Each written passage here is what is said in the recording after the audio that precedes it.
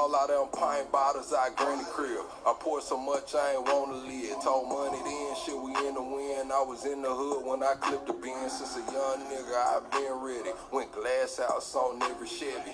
In this game I tried plenty settings. It's all or nothing. How niggas been. Got sucker niggas, keep suckers with them. One of the reasons I ain't fucking with them. Trish taking some more than her. Guess she couldn't even afford a winner. I'm open late, don't need a scale, and it's always over. Sneak with some will, I double down, slick shit to spell. Shawty know I don't kiss and tell. I'm faded, faded, faded, faded, faded, faded, faded. I'm faded, faded, faded, faded, faded, faded, faded. Hell, I'm faded, faded, faded, faded, faded, faded, faded. I'm faded, faded, faded, faded, faded, faded, faded.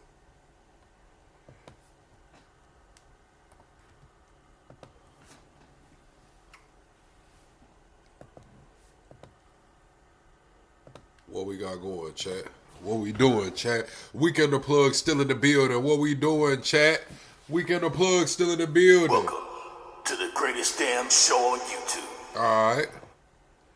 Welcome to the greatest damn show on YouTube. Yeah, man. Weekend the Plug still in the building. What we doing tonight, chat? What we doing tonight, chat? We got an action-packed episode, man. We finna get to it. We got an action-packed episode, man. Oh, man. Double tap the screen, shut it live out. What we doing tonight, chat?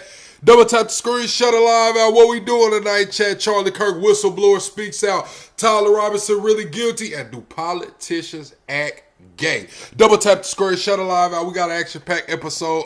I'm still a little under the weather, man. I'm trying to get this up out of here, man. But we got a YN casually confessing to arson. We got $10 million missing in Texas from we got a mayor talking about it. We got VR girlfriends. We got automated shopping carts. We got JD Vance headed over there to Israel, but he skipped out on kissing that wall, man. Double tap the screen, shut it live out. We got an action-packed episode, man. We got a couple long forms we're gonna get into. We are gonna go back over there, Charlie Kirk. We did get a little bit into the Discord messages between Tyler and his furry boyfriend, girlfriend. We got into some of that, but TPV Sean put out a video saying a whistleblower came forward and said Charlie Kirk laid eyes on those Epstein files, and that was the reason for his untimely leaving this earth, his untimely assassination, man. Double tap the screen, shut it live out. We also got a NYC rally. Mamdani and AOC was over there, called the Not For Sale rally. We could check Buttigieg. Was he just playing gay for votes, man? They asked Pete Buttigieg, was he playing gay for votes? Double tap the screen, shut it live out. Corey, that is not the new intro, but it's the new intro. It's like a little bit of both, because, you know, we still got to double tap that screen. We still got to tell Lala to get the plain lanes ready. We still in intro mode. Where that baby go at?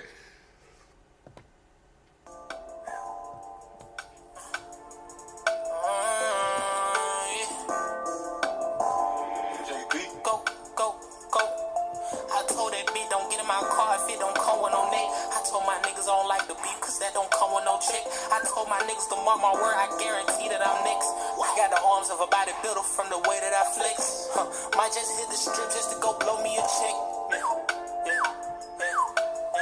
They know what the fuck I'm on. They say they got some of the best gas. They call it Southern Georgia. Chain on chain and ice on ice like Adam Sandler. I'm water boy. I know I'm all in the head.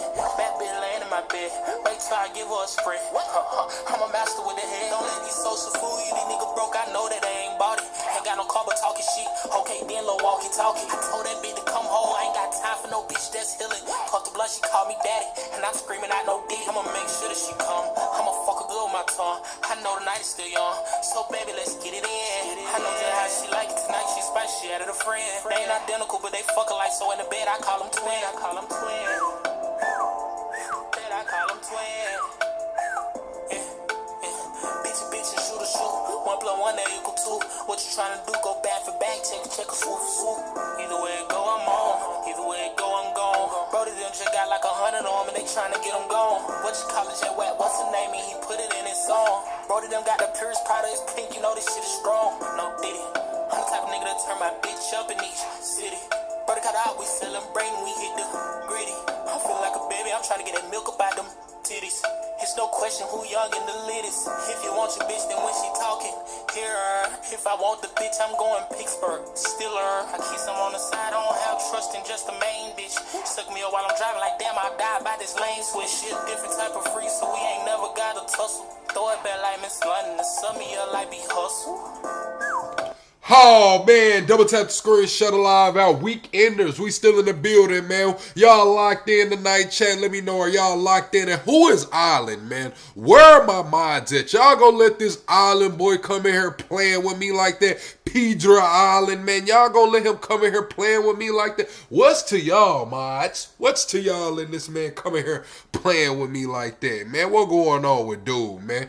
Who's the CK whistleblower? We don't know yet. We finna get into this video with TPV Sean. They said that allegedly Charlie Kirk had put eyes on the Epstein list, man, and he was getting ready to do something with it. So we finna get into that in about 20-25 minutes. We gonna get into that. Double tap the screen, shut alive out. We got an action-packed episode, man. This video right here is a YN, man. This YN just burnt somebody's house down and got on live and told the world he did it. Now I'm gonna tell you like this, YN.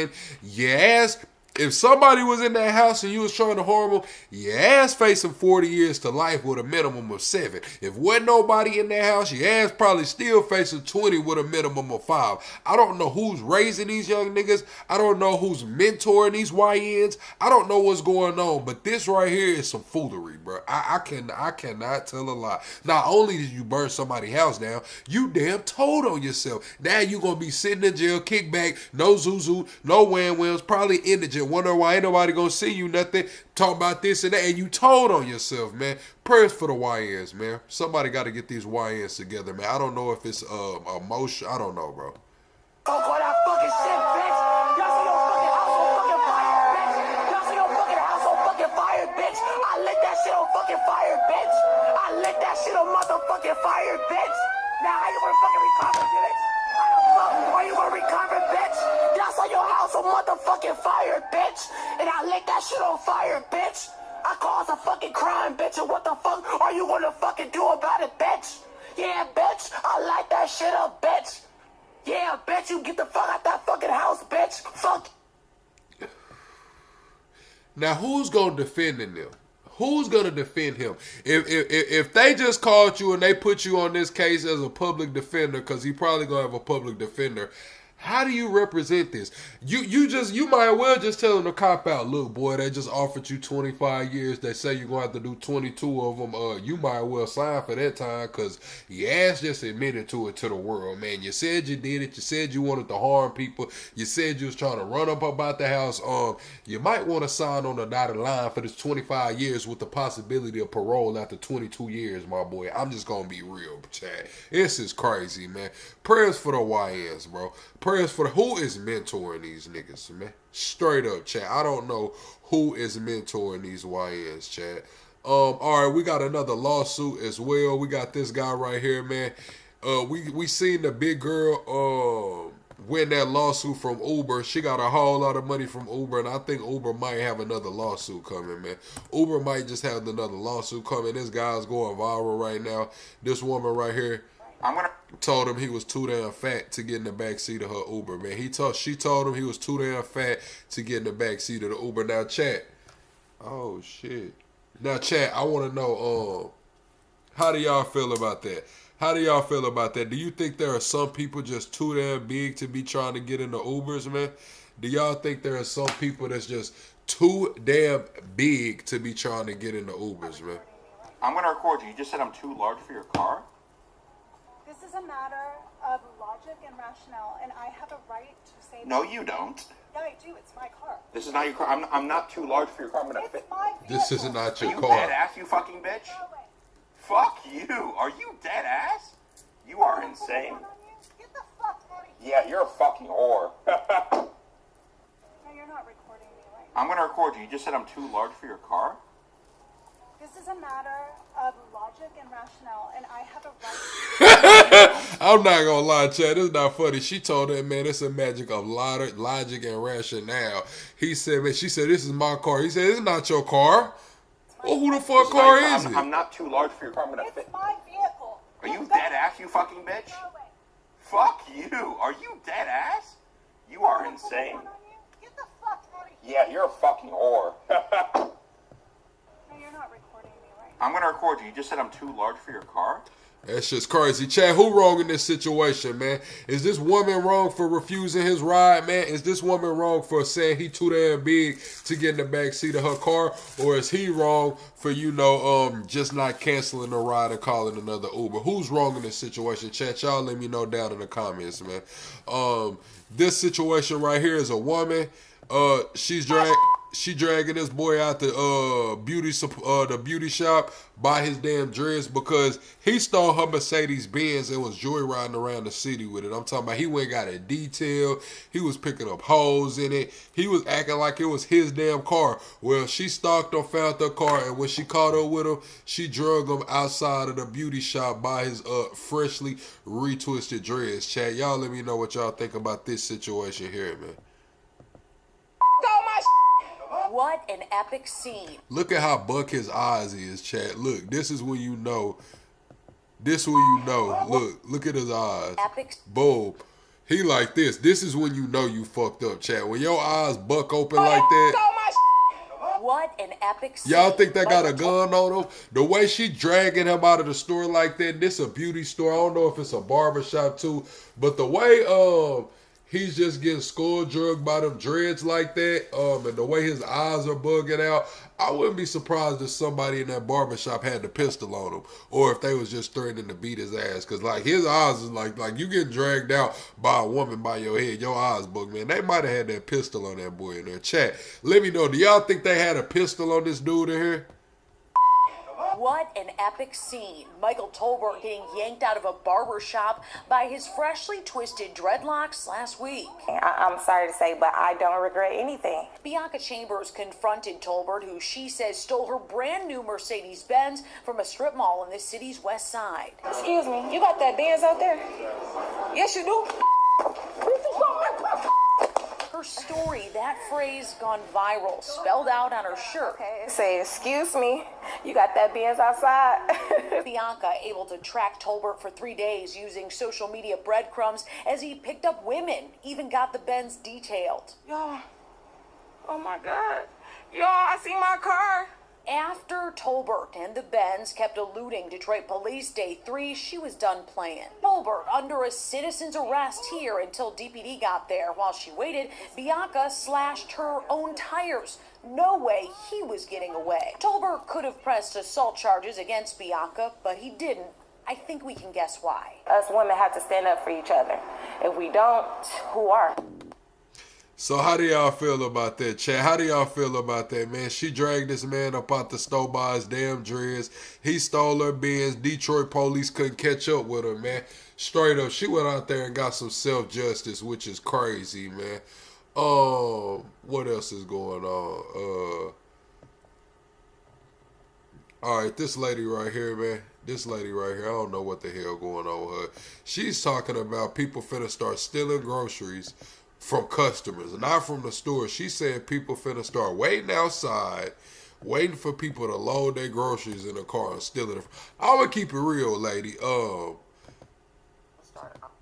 I'm just gonna go ahead and say it. If this shit happens in the South, like Arkansas, Texas, it's gonna be a lot of folks getting picked up outside of that damn grocery store. It's gonna be coroners coming left and right. You might well not even send the ambulance fucking around down there. You think you fit a strong arm, some damn beef tips and some cabbage and greens and that good Jiffy cornbread and shit. Then people in the South get the cheap pops. They go in the store and get whatever. Orange Wow, Dr. Hoobie and shit like that. Man, you think you finna take OG sodas and Jiffy cornbread up out that she's loading in there? You got it fucked up. They gonna blow you down to here. This woman talking about they finna start snatching folks' groceries. She crazy as hell. People are gonna start, instead of stealing groceries from the stores, they're going to start watching people go to their cars. And they're going to take all of their groceries. And you know what the store going to do? Problem. Our business. Outside the store. Do it in the store. Our property. 911. Authorities. your report, leave your ass for dead. And people are really going to be stealing people's carts of groceries out of the grocery parking lot. I'm telling you. It seems like it's headed that way. Now, motherfuckers think it's all good till they get smacked in the head with a canned good. Yeah, OG coming out the store. She got her pork and beans, you know what I'm saying? She got her wolf's chili, her mixed vegetables, and her glory greens, man. OG swing that bag around, smack you with about 3-4 of them canned goods. Your ass gonna get it together. You get hit with the head with them canned goods. Your ass gonna, you better hope she hit you with them canned goods and not that deuce she got in her purse. That's what you better hope. What other choices are people gonna have to find food to eat? Because people about to be out here struggling. They about to be out here bad. So do you really think they gonna look at you with all these groceries, packing it in your car, you know, about to go home and feed your family from the, you know, hard-earned money? Shit, that's what they better do. Job that afforded you the affordability to buy those groceries. They ain't gonna give a fuck. They ain't gonna care. Them back. That's what I'm trying to say. Like, people, I don't think people realize that people from the South, I just keep speaking on the South because that's the only place I've lived, Chad. I haven't lived. I've traveled all over the United States, but I haven't been anywhere outside of the South for an extended period of time. And I'm just going to keep it real. A lot of people in the South live for moments like that, man. They live for moments somebody go try to take their groceries while they putting it in the truck. Listen, not only do they got it on them, they might draw down on you. You gonna follow them to the car. These people got truck guns, man. He gonna lift that back seat up, man, come out, flip that stock out of that AR and gun your ass down, man. Might shoot you all in the back. Have y'all, Ricky, you running away with the groceries, man. He done flipped out that stock on that damn AR he had in the truck, and he done blew your ass down. People in the South wait for shit like this to happen, or where they can legally, you know what I'm saying, show off their skills, where they can, you know what I'm saying, sit back, you know, he'll probably shoot your ass, let down his tailgate, put a big dip in and say, hell, call 911. Tell them don't bring the ambulance, bring the coroner. Bring the damn coroner. I'm telling y'all, man, folks wait for this shit, boy, in the South. News that's taking over headlines. A billionaire just stepped in to do what Washington couldn't. Meet Timothy Mellon, the mysterious heir to one of America's richest banking dynasties. Now revealed is the man who gave a staggering $130 million to make sure U.S. soldiers got paid during the government shutdown. Politicians argued and paychecks were about to stop. Mellon quietly wired the money through the Defense Department's donation program, covering troop salaries and preventing thousands of military families from missing income. President Trump praised him as a great American who loves his country and loves our troops. Reporters online are calling it one of the boldest acts of patriotism in years. Timothy Mellon, known for keeping a low profile, has long backed causes focused on border security, veterans, and economic growth. His donation doesn't just show wealth, it shows conviction. The belief that America's defenders should never go unpaid, no matter how bad Washington's... Okay, what's up, Colorado? They're saying that this guy, let me get to his name. Timothy Mellon. They're saying he quietly wired $130 million through the Department of Defense donation program. His donation will cover the troops' salaries and prevent thousands of military families from missing income. Mellon is being praised for his bold acts of patriotism. Shout out to Mellon for getting those troops paid.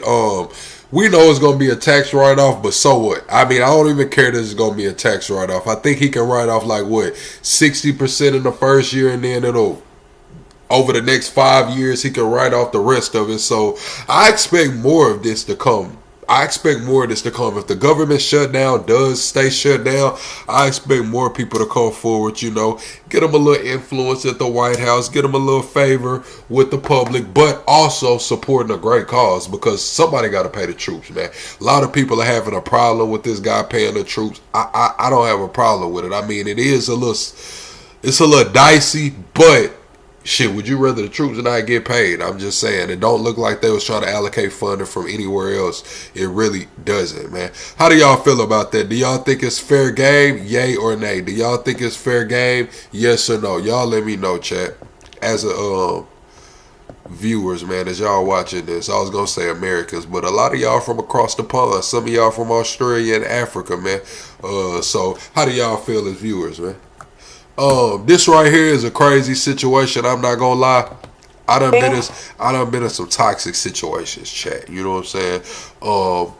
My mom and daddy made me pretty good looking. If y'all can't tell, my parents made me pretty good looking. So I've been in some toxic situations, man. But this shit right here, I don't know how I would handle it, chat. I'm not gonna lie. I don't know if I would just have to leave or why the fuck the police not here. I don't know, chat. But this right here has me rattled. It has me rattled. How would y'all react in this situation, chat? Oh, this is not even the right one. This is not even the right one. Let me find the right one, chat. Hold on. That's the one where, that's a different one. We'll watch that one next. But this one has me rattled right here. This is the one right here. It got me rattled, chat. I'm not gonna lie. How would I react, bro? How would y'all react?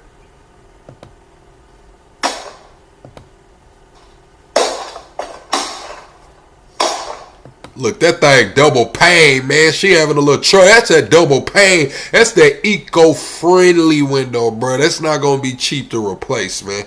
That double pane, eco-friendly window, that's not going to be cheap to replace, man. So that's one. One, I'm pissed you done broke my double pane, eco-friendly window that I probably paid about 13, 14 bands to have put around this motherfucking house. Straight up.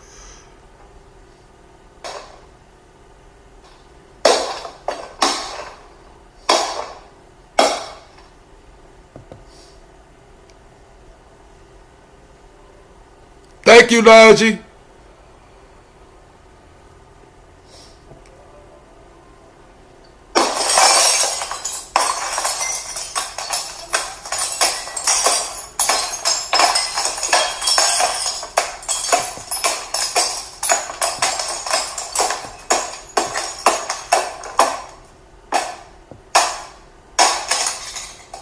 She broke the frame and everything.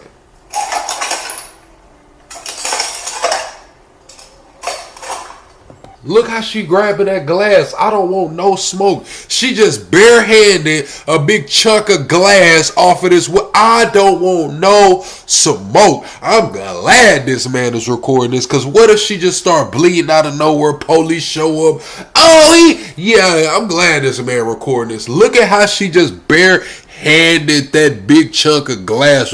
Y'all know glass is not just light either. That shit a little heavy, bro. That shit is a little heavy. She got a phone in one hand, looking around, barehanded a big shard of glass, bro. That woman is dangerous. That's a dangerous woman right there, bro.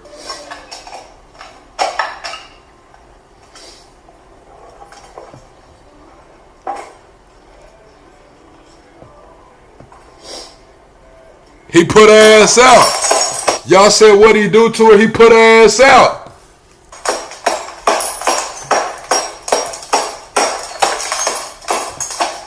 You're not coming in here without the police, that's what I'll tell you. My house. You're not coming in without...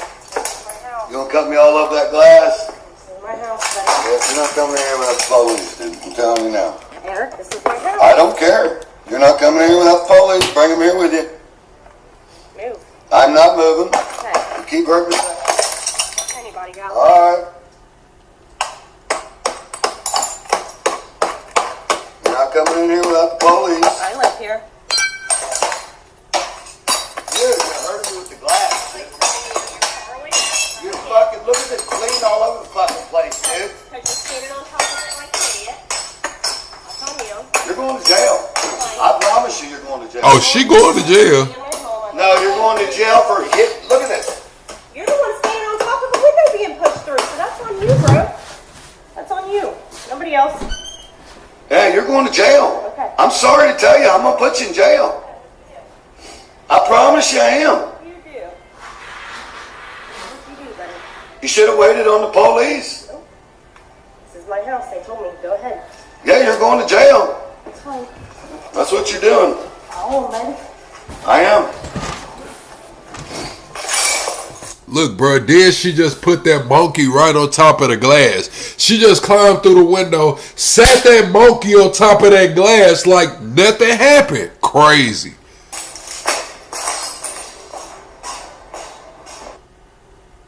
Yeah, that's toxic, man. Prayers for dude, man. He need to get the hell up out of there, man. That woman ain't got nothing to lose, bruh.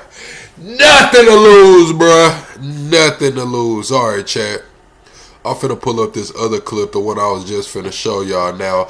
Mind you, chat, y'all know they call me Plug, right? So shit, I ran a couple spots in my life, you know what I'm saying? I done had a couple spots, you know what I'm saying? If you know, you know, I had a couple spots in my life. So, folks used to live with me, man, but they knew better than to leave my shit like this. I'm not gonna lie, bro. Like, she had a roommate, and her roommate just fucked her over, bro. I'm talking about trashed her house, cut all the cords to everything, and yeah, bro, I'm not gonna lie. If they would have done my shit like this, chat, yeah. If they, yeah. What's going on? I fucked up, and thank you, Too Strong. That I thought was a friend stayed with me. Decided to destroy my fucking house. It's my vacuum cord. My kitchen floor was covered in food and shit, but I cleaned most of that up. She stole a bunch of shit, knocked everything fucking down. Floors, took all the food out of the fridge. Dumped that all over my bed. She just fucked my house. This whole shoe rack I put back together, but it was not like that. There was shit everywhere. Everywhere. She fucking cut all the cords. Every fucking cord in my house is cut. This is my air purifier. This is my ice machine. All the fucking cords. Then she did this. Put my fucking routers in my fish tank. Had to pull those back. Routers in the fish tank. So are the fish still alive? Are the fish still alive, or are y'all having brim? Is the fish still alive, or is this a fish fry? I'm just gonna say it, man. They put the routers inside the fish tank. Where the fuck the fish at? Are the fish cooked? Are the fish crispy? Are the fish well done? Where are the fish? Almost electrocuted myself. Smashed all my mirrors. I cleaned up a lot of my room, just so that I could get my daughter somewhere to fucking sleep. So my bed was covered in food from the fridge, and she stole my fucking memory foam pad thing. She took a bunch of my clothes and fucking destroyed the rest of them. It's my closet. She fucking annihilated. And one of my favorite rooms of all, my fucking bathroom. Chad, now everything in the house looked to be manageable to me. Like, I mean, she cut all the cords, but everything looked. But the way she did this girl bathroom. Now, women, I know how y'all are about them bathrooms. I know them face creams and shit be expensive. The foundation and makeup and shit be expensive. All of that shit's high. Look at how she did this girl bathroom. Fuck is all I can say. She fucked all of this. She filled my bathtub with every fucking chemical she could find, and then proceeded to put everything I own into the bathtub. Ripped out the plumbing of my toilet. Busted my fucking $300 fucking toilet seat. All of my hair straighteners, curling irons, everything I fucking pulled out of that after I drained the water. She fucking cut all of my phone cords. Stole all of my child's clothes. And did this to my daughter's room. Didn't even spare the baby room, bro. That's when you know it's something deeper to this, bro. It's something deeper there. Like, she didn't even spare the baby room, bro. Like, you just fucked up my baby room, bruh. What the fuck the kids do? What the kids do, bruh? Stole all of my child's clothes and did this to my daughter's room. Thank you, Too Strong. That's only the upstairs. She fucking annihilated my basement too, which is fully finished and has 3 bedrooms. We're not even gonna... Yeah, that's wild, chat. Wild, chat. I'm not gonna lie, chat. How would y'all respond, chat? Let me know. Let me know how y'all would respond to that. What do? Do you call the cops? Do you beat her up? If you catch her pumping gas at Walmart, how do you react? Do you ignore her? Do you confront her? What do you do if you come across this lady at Walmart? Alright, chat. This right here is some crazy shit. I tell y'all we moving closer and closer to the digital ID and to the total authoritarian system. Well, they got shopping carts now. The shopping cart cashiers. Cashiers. I don't give a fuck if you work at the Wawa, the HEB, Target, Walmart, hell, 7-Eleven. They coming for y'all ass, man. Look at how they got these shopping carts over here, man. You check out, you put this shit in your shopping cart, you scan it on the shopping cart, you put your food stamp shit on the shopping cart, you weigh the produce on the shopping. The shopping cart is the damn everything, bro. All you gotta do is go search for the items and you and the shopping cart gonna handle business. You ain't gotta talk to nobody else but the shopping cart. Crazy. Crazy. Y'all see the new technology is out, right? Yeah, I see this shit. Where you now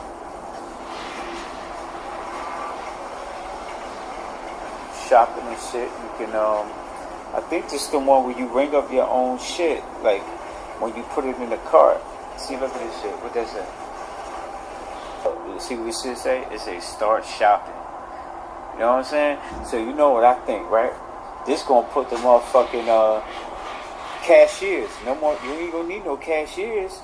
If you could just pay for your shit like this, continuous guess. Let's see what happened. First time using new cart.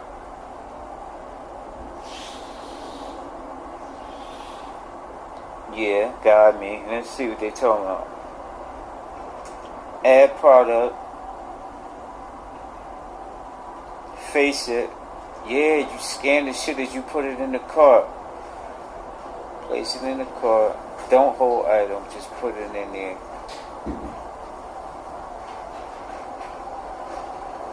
How to add produce.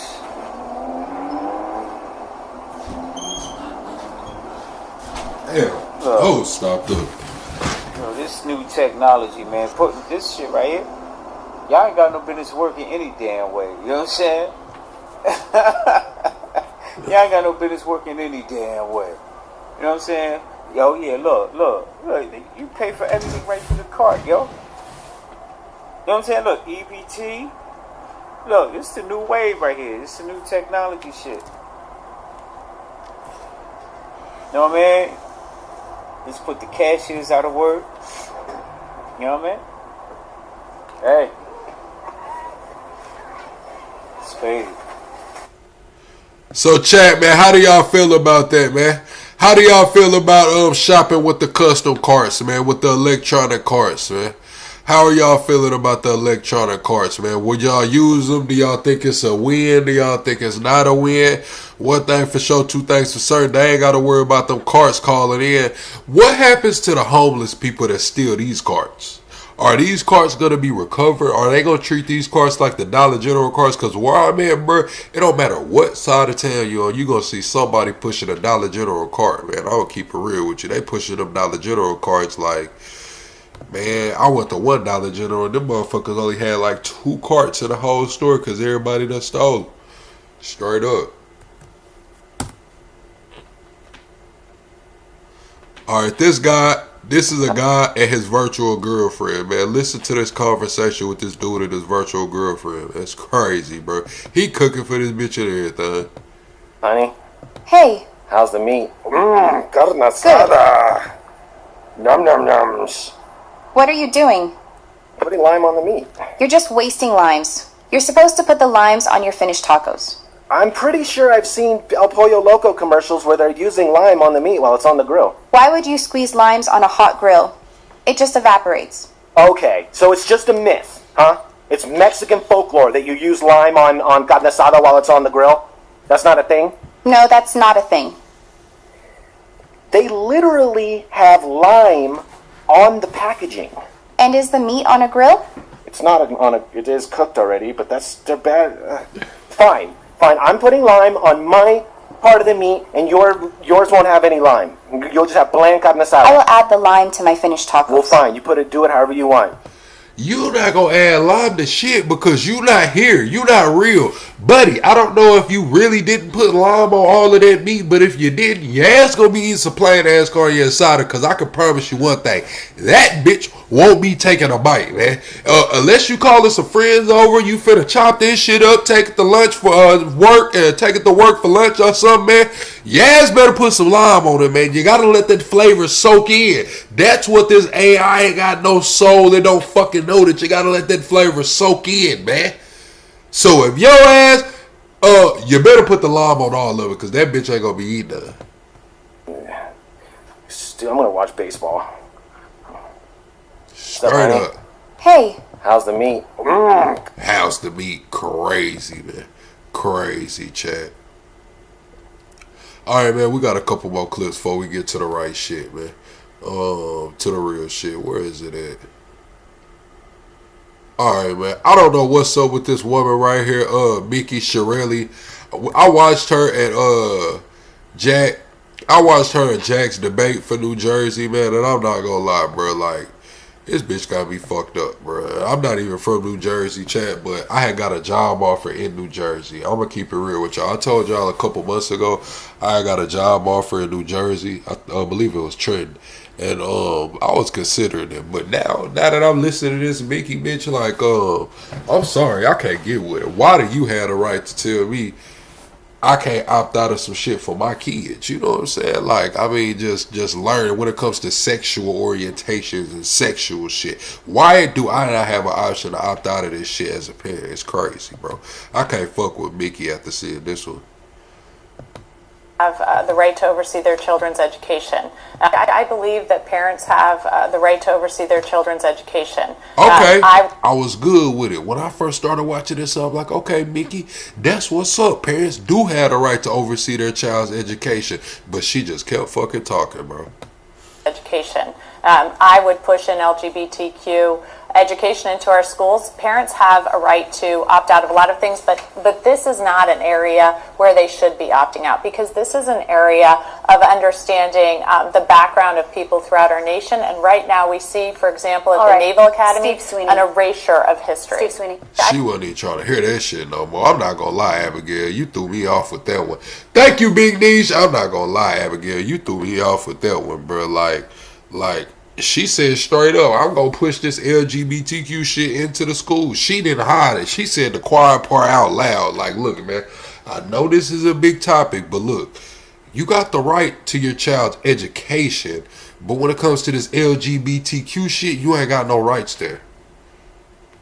What happened to arithmetic? What happened to math and science and recess and lunch and... What?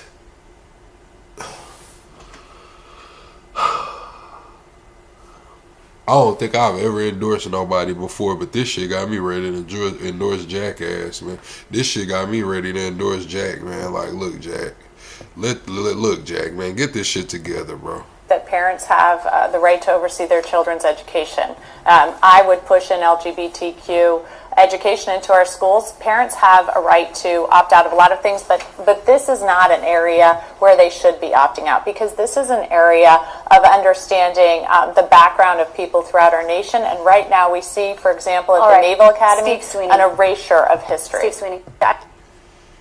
How do y'all feel about that? Am I thinking too deep into it, chat? Is it just that? Is what it is? Am I thinking too deep into it? I mean, I'm not a homophobe. It's just when it comes to the kids, bro. When it comes to the kids, bro, kids are so impressionable, bro. Like, I say we protect the kids at all costs. By no means am I a homophobe. You do what the hell you want to do. Just do it over there. And keep it away from the kids, man. Keep it away from the kids, bro.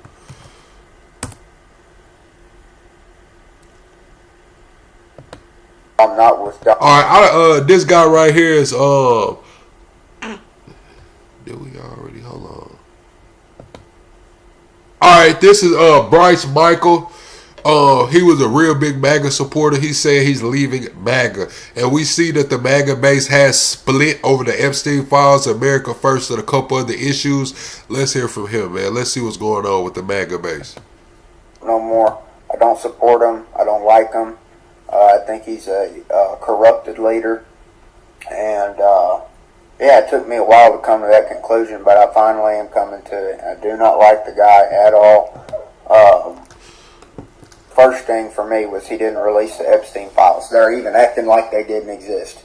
And then, of course, they're sending Israel and Ukraine all of our tax dollars, just like the numbnuts before him did. Putting America last. And now he's blaming the beef farmers for the price of beef.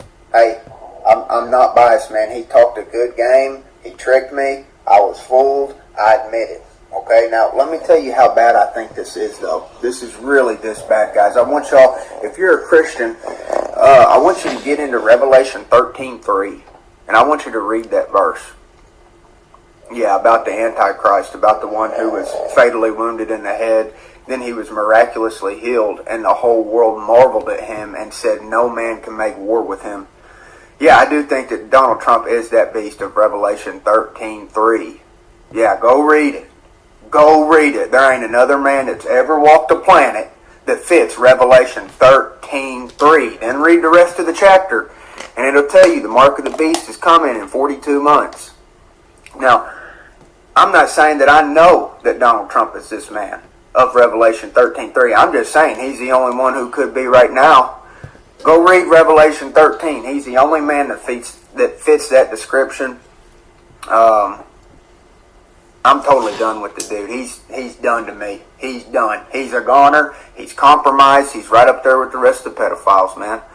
And it sucks to say that because I supported him for a long time, but he's a good actor. And he had me fooled for a long, long time. God bless y'all and thank you. Yeah, that's crazy, man. The MAGA base is splitting over those Epstein files, America First, and a few other issues, man. I want to know how y'all feel about that. This is Myron. Myron went out. I think he was in New York. I'm not sure if he was in New York. We'll get to it in this clip. But he said the Jews ran him off the block. Well, I don't know if they ran him off the block, but they piped up on him, man. He said the Jews piped up on him out there. The Israelis piped up on him out there, man. Let's see what's going on with Myron. Synagogue. That wasn't the smartest idea, no? Maybe go in front of a mosque, do it somewhere else, but in front of a synagogue, that's fucking crazy. On a fucking Friday night. The truth is the truth. I know, but on Shabbat, bro, that's wild. Truth is the truth. That's not gonna happen. Shut it down. And you know, this is crazy because... Shut it down. Shut it down. Shut it down. This is crazy. Look at this. Look at this. Look at this. This is crazy.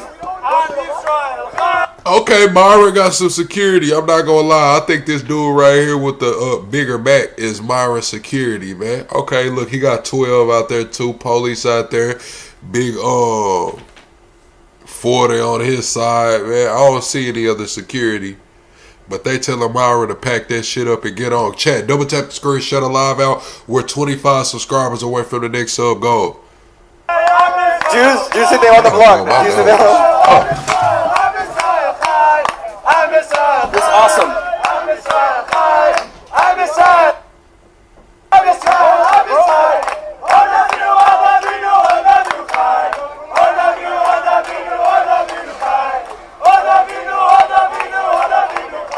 This is crazy.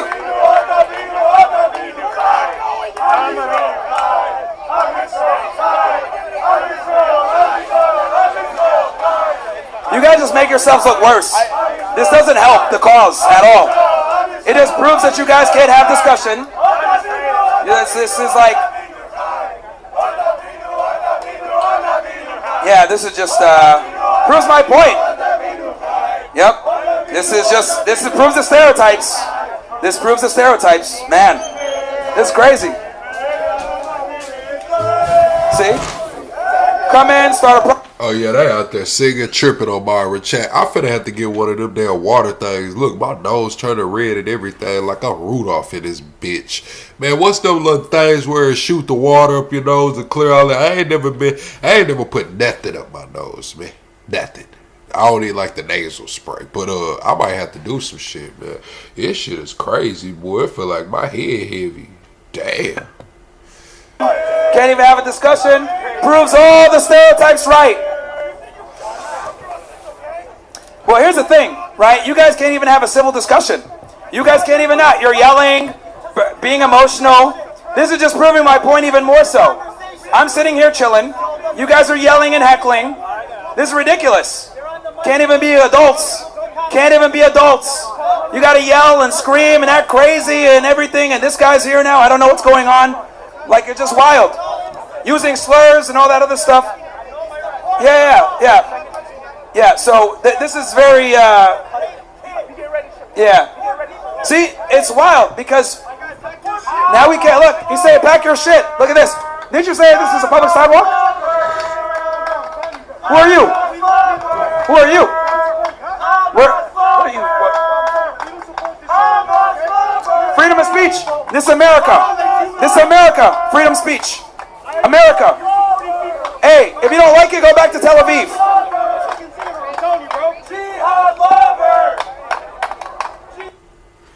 Oh, they out there yelling jihad lover.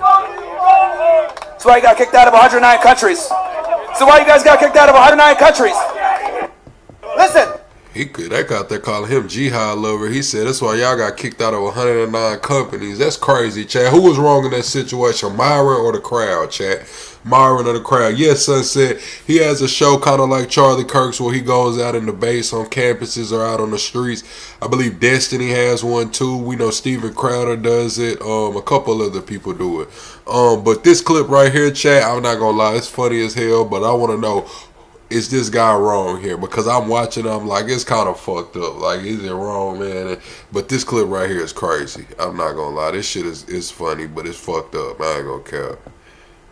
Man, we seen you sending that pussy to that man in that white truck. We seen you sending that pussy to that man in that white truck. You ain't fooling nobody. You ain't fooling nobody. Where you going? Get away from her. Get away. Where? Oh, you little mighty micro midget. No.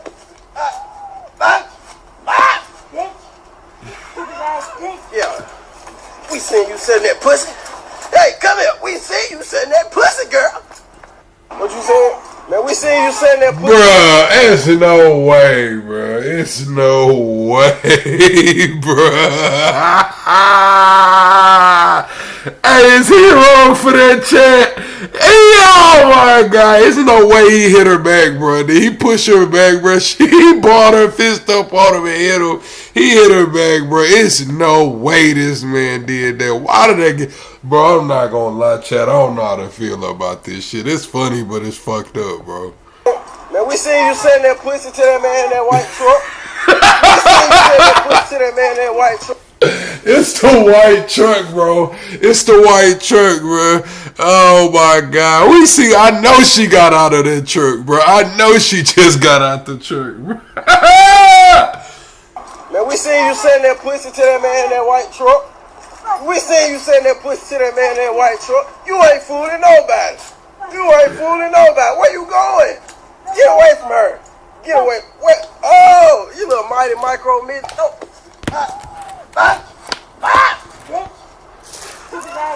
Yeah. We seen you sending that pussy. Hey, come here. We seen you sending that pussy, girl. What you saying? Man, we seen you sending that pussy. That's crazy, chat. I'm not gonna lie. That is wild to me, man. Y'all give me a second. Let me fix my camera. We finna get into the Charlie Kirk, man. We finna get into the Charlie Kirk.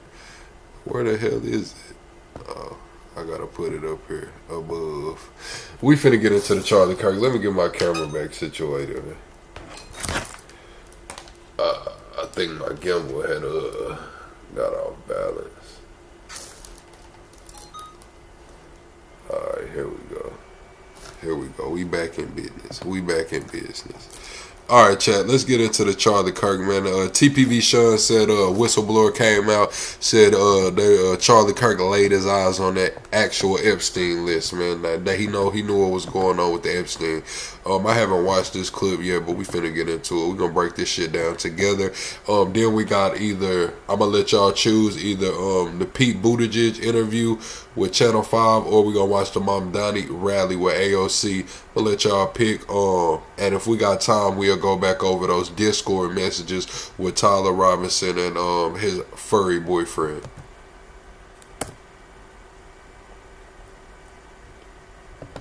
Turning Point USA donor has just gone on the record. Alright, this is TPV Sean over there on X, man. TPV Sean on X, man. This is his video. What they're saying changes everything. According to the whistleblower, Charlie Kirk wasn't just asking for the Epstein client list, he was granted access to it. Insiders within the government, fed up with the cover-ups and sealed files, trusted him to reveal what nobody else dared to touch. Kirk believed he could walk the line, expose the truth, name names, and survive the storm that would follow. He told friends he was just days away from going public. Stacy, what it do? Hey, chat, y'all tell Stacy what's up in the chat, man. We got an episode next week. Stacy gonna come host the show next week. We gonna do an open panel. Stacy gonna come over here and host our open panel. So I'm gonna get the topics in the Discord so everybody can do their research. Stacy, you gotta join the Discord too. And we gonna let Stacy come host the panel, man. She got a real good show, real good content. It's gonna be our first collab over here on the channel, man. So y'all tell Stacy good evening. Got the chance. What happened next wasn't random. According to a donor, Kirk was caught in the crosshairs of a blackmail network that's been running for decades. The same shadow system built on compromise, coercion and silence. They knew he was too close. That one wrong move could bring the entire operation crashing down. And the most shocking part? When the knives came out, they weren't from his enemies. They were from the people closest to him.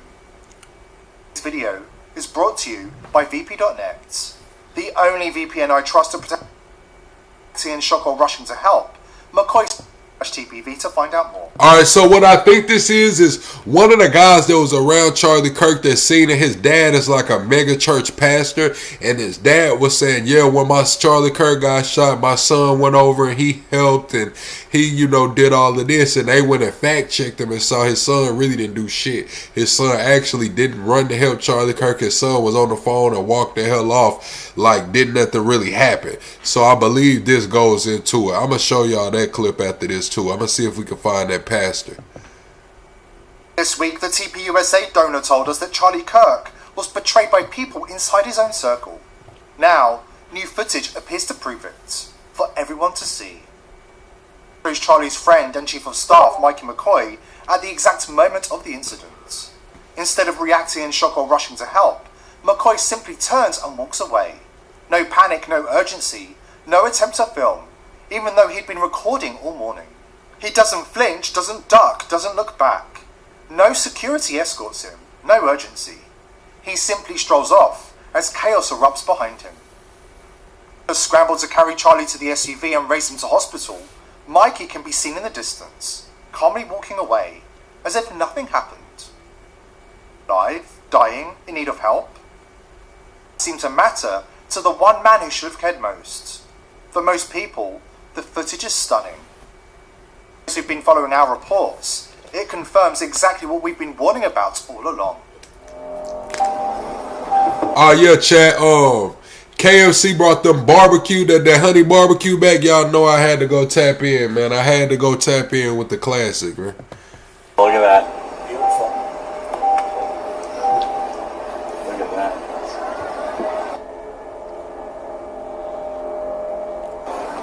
Okay, so they showing him in the truck, white ball cap with the dark brim.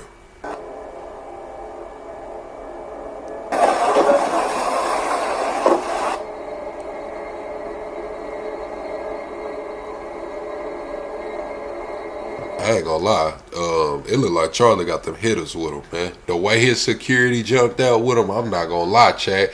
It looked like Charlie had some shooters with him for sure.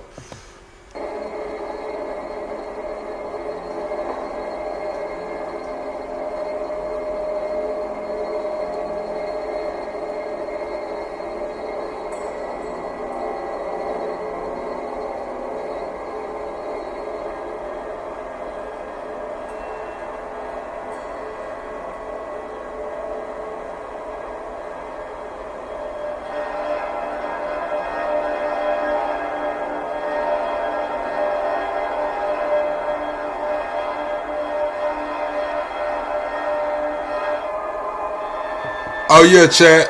I pre-screened this video. They blur it out, so they blur out the actual shot. Okay, so they say dude's still talking with the phone in his hands right here. This is the guy that they're talking about. I believe this is the pastor's son.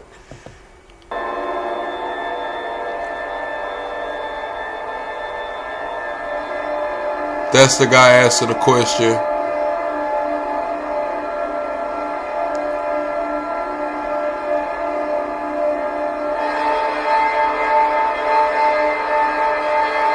Now watch over here. This is the guy that they looking at after Charlie gets shot right here.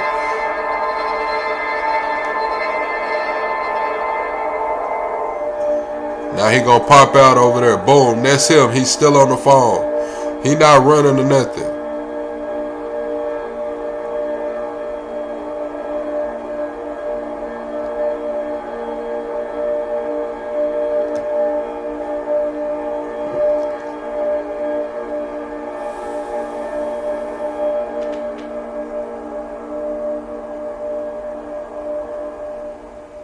According to whistleblowers deep inside Turning Point USA, Charlie Kirk was quietly granted access to the Epstein client list, the real one, unredacted and untouched. The files came from government insiders who trusted Kirk to expose the truth responsibly, believing he was one of the few public figures with the reach and courage to do it. Clicks or clout, it was real, and it was dangerous. He'd already begun breaking away from the pro-Israel narrative. So TPV Sean is saying it's a TPUSA whistleblower, and we know Candace said there are some TPUSA whistleblowers because remember Candace got her hands on that internal document that was only supposed to go to the heads of TPUSA, and Candace got her hands on it. So there is some whistleblowers inside of there because they're leaking internal documents only meant for the top brass at TPUSA. So somebody's putting shit out there. Pushed, knowing that move alone could get him killed. Truly sealed his fate was what Dreamer said, how is a donor privy to private government information? I'm gonna keep it real with you. With the right amount of chicken, you could probably get what you want, man. With the right, I mean, let's just be real. Elon had enough money and bought his way into running Doge, into all the government finances, into everything, man. Elon did everything but walk into Fort Knox. Let's just be real. And money got him there. Money and technology. Next, Israel's hidden role in global trafficking, the participation of Israeli political leadership, and the unthinkable connection to his own wife. Now you might be wondering who some of the shadowy figures leaving Epstein's house masked up are. Well, that's none other than former Israeli Prime Minister Ehud Barak. What was he doing there? We have recent email leaks from Ehud Barak that is his entire email inbox from almost a year's worth of time, and they communicated almost every day, often multiple times a day, direct contact about basically everything that they were doing. He also visited him frequently, and there's a whole year of time where Ehud Barak's known visits to Epstein were monthly on a schedule. Most people were visiting Epstein in what seemed like a leisure sense, but Ehud Barak was visiting him on a regular schedule, and he was also sneaking in and out of Epstein's mansion in disguise. Jeffrey Epstein referred not just Ehud Barak, but also Benjamin Netanyahu to JP Morgan. That's the current Prime Minister of Israel. You understand the nature of these people, the blackmailers, the power brokers, the ones who trade in secrets and silence. You'll understand why Charlie knew he had no choice but to go public. Virginia Giuffre's posthumous memoir, released this week, sheds new light on exactly what he was up against. In it, she details her encounters with former Israeli Prime Minister Ehud Barak, and what he was like behind closed doors. Epstein victim Virginia Giuffre's new book has just dropped, and it is atrocious. The details. Virginia Giuffre passed away in April of a suicide. Supposed suicide, maybe an actual suicide. It's unclear. She had insisted before her death that this book came out no matter what happens to her. She wanted this book published. It is now published. She talks about the sadistic prime minister. Giuffre describes an unnamed prime minister who raped her, choked her unconscious, laughing. Yeah, this is it, FNAF. They said that a guy inside of TPUSA, well, somebody inside of TPUSA said Charlie Kirk seen the Epstein list, man. We've been hearing these leaks and these memos come out. Now they're saying that he might have actually seen the Epstein list.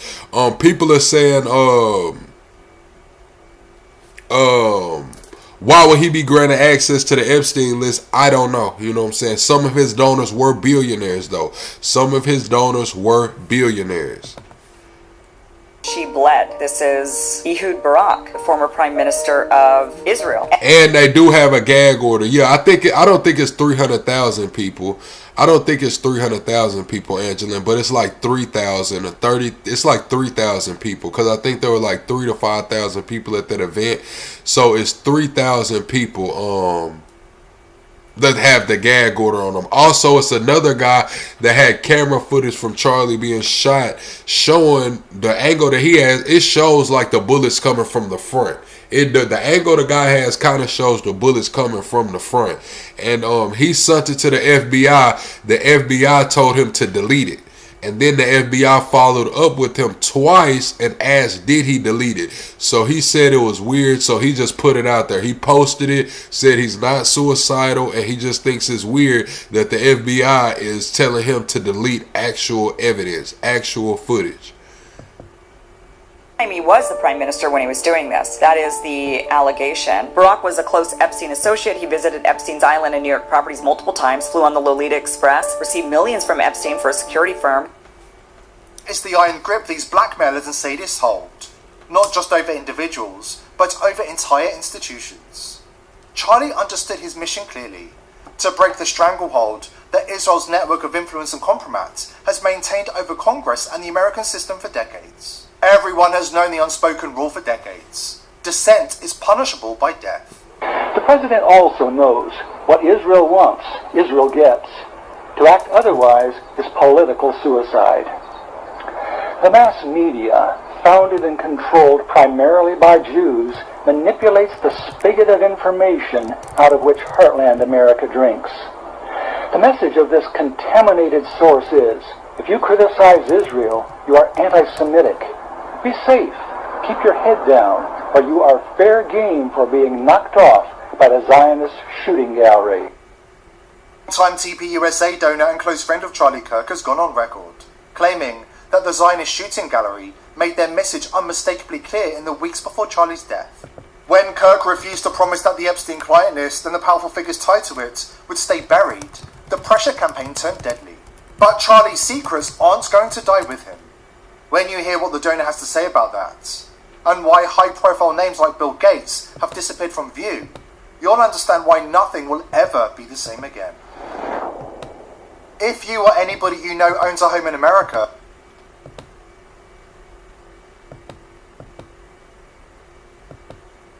It's good that, man. I got the video chat of the guy speaking out saying that the FBI told him to delete the footage. I'm gonna pull it up right after this. and it's been a life. I'm gonna pull it up right after this. I got the video of the guy. He shows the actual shot, so I'm gonna have to, skip through so we don't see the shot. But I want y'all to hear him speaking about how the FBI treated him and how they was just being weird around the situation.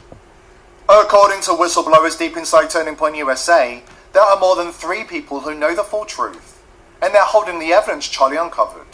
Encrypted copies, files, communications, all of it. And that's why several high-profile figures have suddenly gone silent. Straight up, chat. Who is gone silent? Who haven't y'all heard from regarding this Charlie Kirk situation that y'all really want to hear from? Chat, we're 13 subscribers away from the next sub goal. Can we get a quick 13 subscribers? We go live every single day over here talking current events, politics, and entertainment, man. Hang out with us, man. Hang out. I upload daily as well. The billionaire, she lists billionaire 1, billionaire 2, and billionaire 3. Billionaire 1 is likely Glenn Dubin, the hedge fund billionaire and co-founder of Highbridge Capital. Giuffre alleged in 2016 that she was trafficked to him for sex. He and his wife Eva were close Epstein friends. Billionaire 2 is likely Thomas Pritzker. She claimed in court filings that she was directed to have sex with him. And billionaire 3 is likely Leon Black. This is the private equity billionaire and Apollo Global Management co-founder, soon to be governor of a western state. I think that is probably Bill Richardson, New Mexico Governor Bill Richardson. Giuffre accused him in a 2016 deposition of having sex with her while underage. He was a former U.S. Energy Secretary, UN Ambassador, and frequent Epstein guest. He was often on the flight logs for the Lolita Express. The former U.S. Senator is likely George Mitchell of Maine, who served between 1980 and 1995. Giuffre alleged in 2016 testimony that she was directed to have sex with him. He was a frequent Epstein associate and later a Middle East peace envoy under Obama. She endured many horrors. It was absolutely terrible. Her book is atrocious. I mean, this young girl, here she is at 13 years old. This is when they snatched her up, basically, from Trump's Mar-a-Lago and used her and abused her. And everybody knew it. Everybody knew it. She was so young. This is why we want the Epstein files. We want to know who was involved because they should be held accountable. But we also want to know who was involved because we want to know who's been compromised. Gates, among others, has vanished from the spotlight, cancelling appearances and avoiding the press. The message is clear. The storm Charlie started didn't die with him. It's only beginning to break. It says, no relationship, nada, nothing. You report these two men met at least 6 times. What does Gates say about that? Well, I believe that there were more, and he and his spokespeople would not say how many in total they actually met. But this included visits to the mansion, seeing each other in Seattle, flying on Epstein's plane, when we all know Bill Gates has his own $40 million plane. And then, as an investigative reporter, why would Gates say, oh, I had no relationship with him, when, of course, he knows what the facts are? So that always sets off red flags for me. He also has one of the largest, most established foundations on his own. Yeah. Why would they ever set up a charitable trust benefiting Jeffrey Epstein? Well, What's the explanation? not only does he have the world's largest charitable foundation, but one of their primary missions is to help. And we got to get the likes up, chat. Be sure to double tap the screen. We are chasing 100 likes right now. Double tap the screen, especially if you're watching on your phone. It's just a quick double tap. Thank you for your continued support. Women in underprivileged countries. Now, we're going to hear from a Turning Point USA donor who says that Charlie was shattered by evidence that many of the world's richest and most powerful people were compromised pedophiles. The Epstein files left him reeling in disbelief, yet more determined than ever to expose the truth, no matter the cost. When he first got those files, he knew it was going to be bad, but not this bad. He figured maybe a few dirty names and a handful of scandals. But what he found, it wasn't chaos, it was structure, a system, planned, organized, and ruthlessly efficient. Charlie called me one night, middle of the week. I'll never forget it. Said, this isn't blackmail, it's infrastructure. Every name, every transfer, every image, nothing random. It was a web built to control people, to keep the powerful obedient. At first he was just shocked. Then it started eating at him. He got quieter, jumpier. He told me, we've been colonized, but nobody understands. They built their whole empire on silence. I don't think anyone else knows how he actually got the files. The truth is, they were handed to him. A senior insider, someone who spent decades inside the system, seen too many cover-ups, chose him, said he was the one guy who might survive going public, loud enough to get attention, credible enough that the media couldn't spin it out of existence. The insider told him, if you expose this, they'll come for you, and for anyone who helps you. Then he walked away. Charlie... Thank you, Big Niche! Thank you, Big Niche! For 3 nights after that, locked himself in, started digging. When he finally called me, his voice was shaking. He said, they were at dinners, they were at fundraisers, people I respected, in pictures doing things you can't unsee. Then came the gut punch. Some of the names were donors to his own movement. Big ones, people he'd eaten with, laughed with, trusted. He told me, I thought they believed in the cause. Turns out they were buying my silence. And then, the worst part, he found emails, approvals, and signatures tying his wife's charity work to the same network. He didn't yell, didn't accuse, just went quiet, said, if she's part of this, then everything's been a lie. That's when it changed for him. It wasn't about politics anymore. It was personal. He told me, if I stay quiet, I'm one of them. If I speak, I'm dead. But people deserve to know. He truly believed he could pull it off, that his name, his reputation would protect him, but it didn't. 2 days later, he was gone. But here's the thing, the secrets didn't die with him. He made sure of that. The files are out there in safe hands, and one way or another, people are going to start learning about what he knew. Every day more whistleblowers from inside Charlie's inner circle are coming forward, terrified, hiding, and speaking through encrypted channels. They're backing up what we already know, and revealing even more about the kind of information people are being killed for. From Erica Kirk's close ties to a man credibly accused in the Romanian press of child sex trafficking, to her mother's quiet seat on the board of a company funneling TPUSA user data to Israel. The pattern is becoming impossible to ignore. A new threat has emerged. The elite are no longer content with influencing elections or shaping narratives. They're waging war on humanity itself, through the weaponization of information and data. Israel is not only blackmailing Congress, controlling the feds, and paying US influencers to astroturf, they've seized global control of VPNs, the very tools people trust to hide their most private activities. And the chilling part? Most people don't realize the danger they're in. With the click of a button, you can bring down nations to their knees very rapidly, if you so desire. Oh, chat, y'all done messed up. I found out how to turn on subscriber mode only. Right now, it's just subscribe to chat, man. After that, we'll do the 1 minute and shit when we got. I found it out, chat, y'all. Hey, man, yeah. To take the risks, because every system can be hacked. Our airplanes, our hospitals, our cars, our banks. Actually, the most important word here is our data banks. They can be hacked. Netanyahu talked about data banks. He wasn't talking about spreadsheets or savings accounts. He was talking about VPNs, the reservoir of the world's secrets. The vault, where people have been led to believe they're safe. Unfortunately, the vault has been cracked open.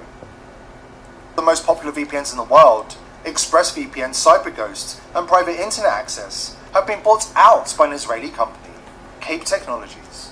Cape's roots trace back to Crossrider, a malware distributor notorious for hijacking people's devices, and its staff, packed with Israeli former intelligence agents, the very people who built Israel's most powerful surveillance tools. We're talking about veterans of Unit 8200, Israel's NSA on steroids. They created Pegasus and Celebrite, spyware to spy on dissidents around the world. We're also talking about the Dovdadin Unit, Israel's undercover death squad. Commandos trained to infiltrate, disguise themselves, and carry out assassinations. These aren't just names. They're written into the resumes of Cape CEOs, developers, and financiers. The founder, Teddy Sagi, is one of Israel's richest men, a convicted fraudster who brags about placing ex-agents into his companies. These are the very people you're paying to protect your privacy. It's not just a sick joke, it's a punchline, and you're the one they're laughing at. If you're paying for a legacy VPN, cancel your subscription right now, because in 2020... Alright, chat. Here goes the guy right here. I'm gonna have to screen the video though.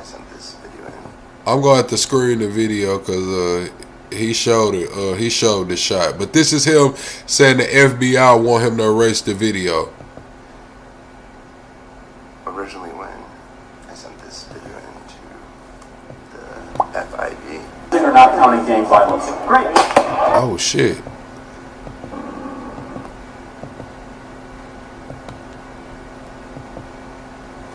and then it jumped up a few levels. Then I was talking to someone on like the national level. I called you back and they had said the local state fit this in contact. Alright, here we go. I got in contact was talking to someone at the local field office there in my local state, and then it jumped up a few levels. Then I was talking to someone on like the national level. I called you back and they had said, this was your friend. I think it's best that you erase the video from your phone because it's just going to give you PTSD. And then called it another time to ask if I erased it. That was the first time that I felt like it was even right to post these videos that was on my other account that was gone, which was removed after 5 years ago. But so I got a call back and was asked to confirm if was gone. And again, that's when I started sharing, posting, and saving on many different hard drives in many different places. See how scared he sound? Like he don't even want to say this shit out loud, chat. He don't even want to say that shit out loud, man. He's saying that they called him back and asked him again had he deleted the video. I took sub mode only off, man. Double tap the screen, shut a live out. We do need 25 subscribers, man. We need 25 subscribers right quick, man. We go live every single day talking politics, current events, and entertainment, chat. All right, we got a long form, man. What do y'all want to watch? Do y'all want to see New York is not for sale?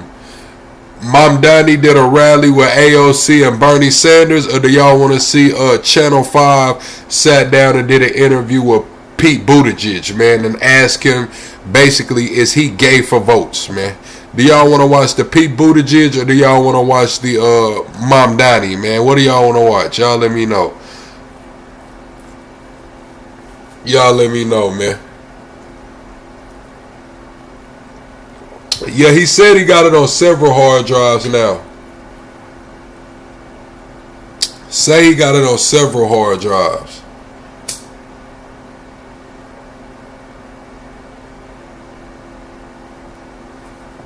Alright, y'all want to see the Mamdani? Alright, bet.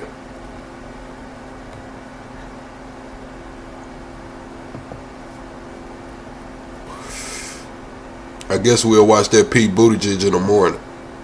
We'll watch that on the wake up.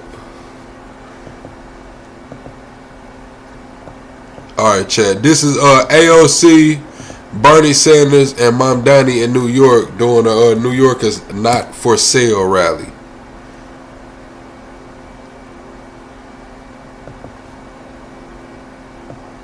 Hold on.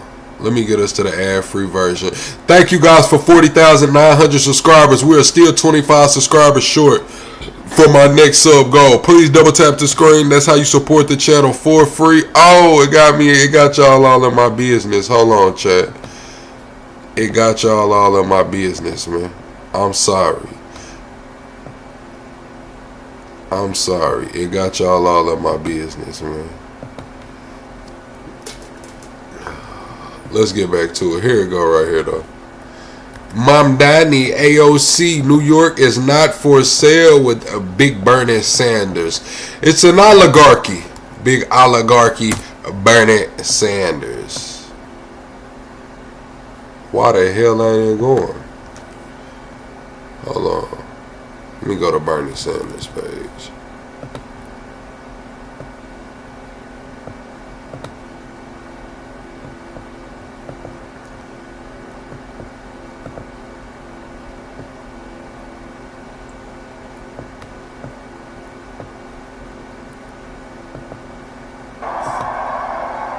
Yesterday, I proudly cast my vote for Zohran Mamdani to help us. We will fight Donald Trump by showing up for our neighbors at 26 Federal Plaza or anywhere else he tries to come for them. For herself, right? We all got it from someone.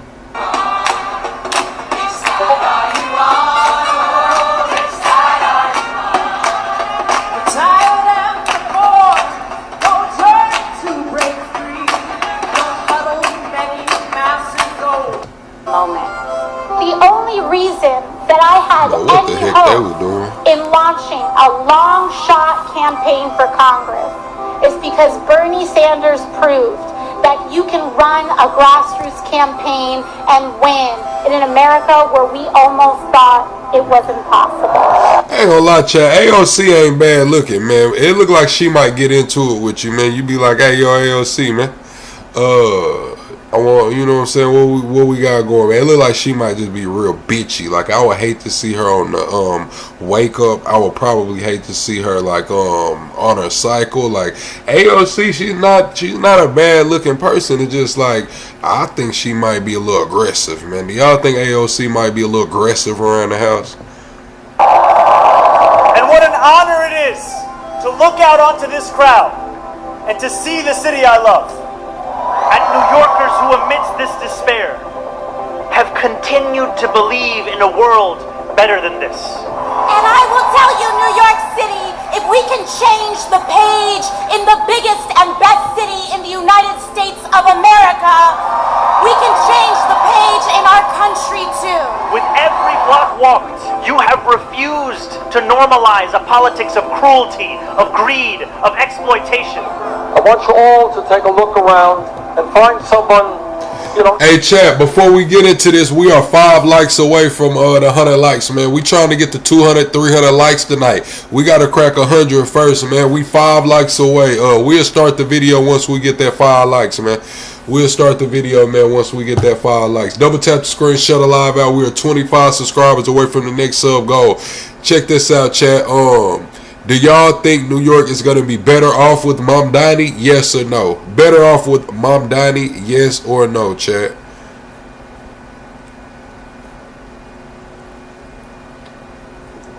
Y'all playing with me. Y'all do not want to hit the damn like button. It's crazy. Maybe somebody doesn't look kind of like you. Maybe somebody might be of a different religion than you. Maybe they come from a different country. My question now to you is, are you willing to fight for that person as much as you're willing to fight for yourself? Nobody is an island into himself or herself, right? We all got it from somebody else, and I got it from other people, and they got it from somebody else. And you know, the fight for justice has gone on for a few thousand years. Bernie said something to me that we are all in this struggle because someone brought it to us. But he also said, not me, us.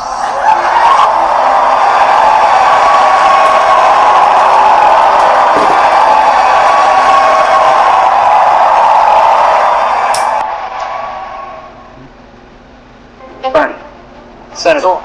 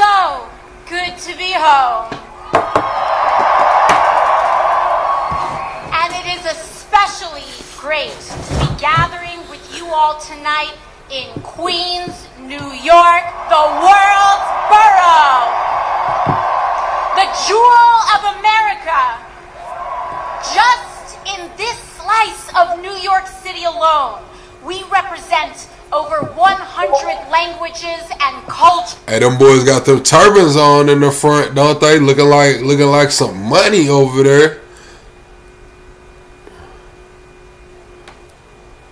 That's crazy, chat. I almost said something y'all to call me racist though, but when y'all say that shit, it don't mean that. We welcome people of all religions, faiths, and creeds. We honor all genders, races, orientations, and status. And here, we defend immigrants. We are a working people's borough in a working people's city. And all of that makes us a fascist worst nightmare.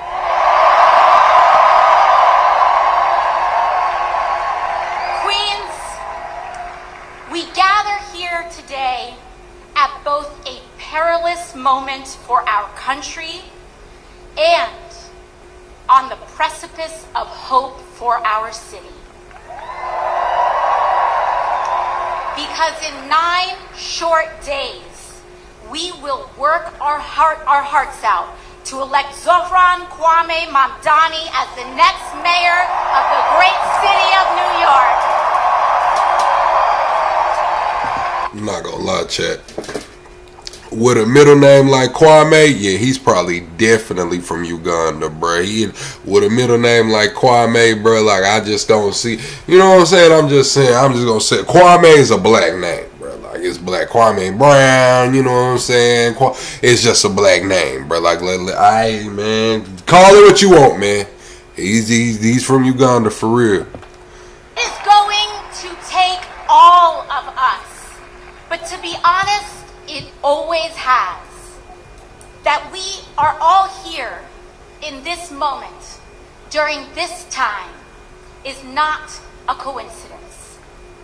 And it is also not a coincidence that the very forces that Zohran is up against in this race mirrors what we are up against nationally. Both. He didn't become a citizen till 2018. How long he been in the United States? How long he been in the United States? Y'all say AOC gotta be lesbian. Y'all think AOC lesbian? An authoritarian, criminal presidency fueled by corruption and bigotry and an ascendant right-wing extremist movement.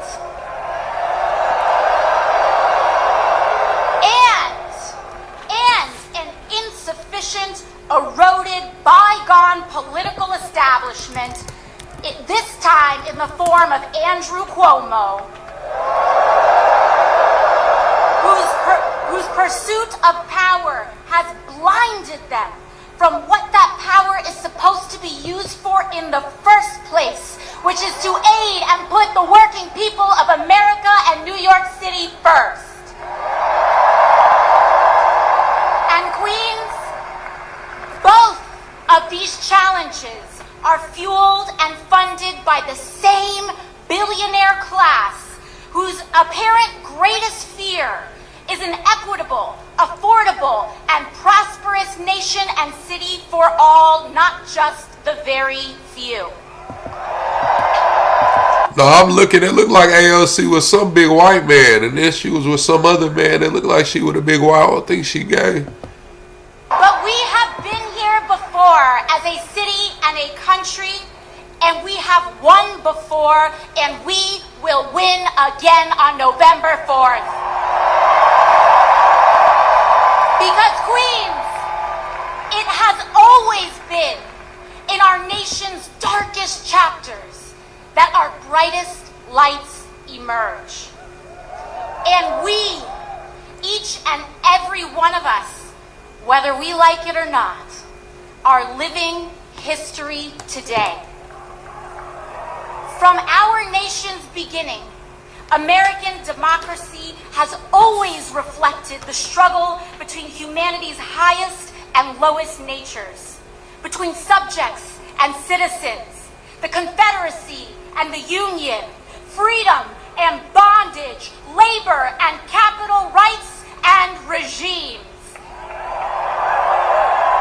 And it is no different today. The struggle of our time today is the single most unjust concentration of wealth in the hands of the very few, unseen in our nation's history and the world's history. And it is a time such as this, in which demanding what should be considered the most basic tenets of human dignity, that is considered a radical and outlandish act. It is a time such as today, demanding affordable housing is considered a radical and outlandish act. That we can afford our lives, our groceries, our transit is considered an outlandish and radical act.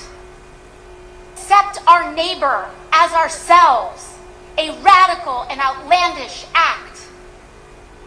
Remember, in a time such as this, we are not the crazy ones, New York City.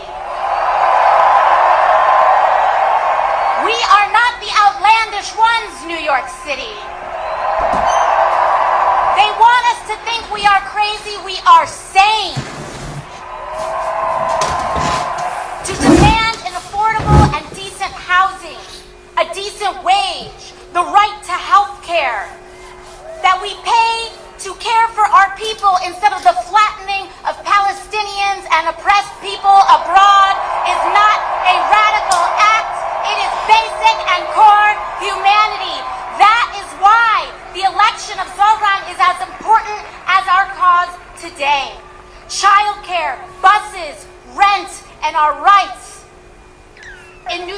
city, it is the jewel and the center of all that is possible in America.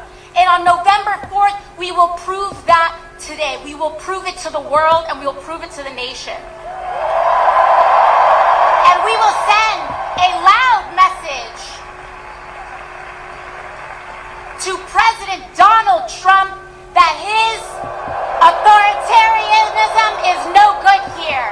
We will send a message that to ICE, that secret police do not belong here.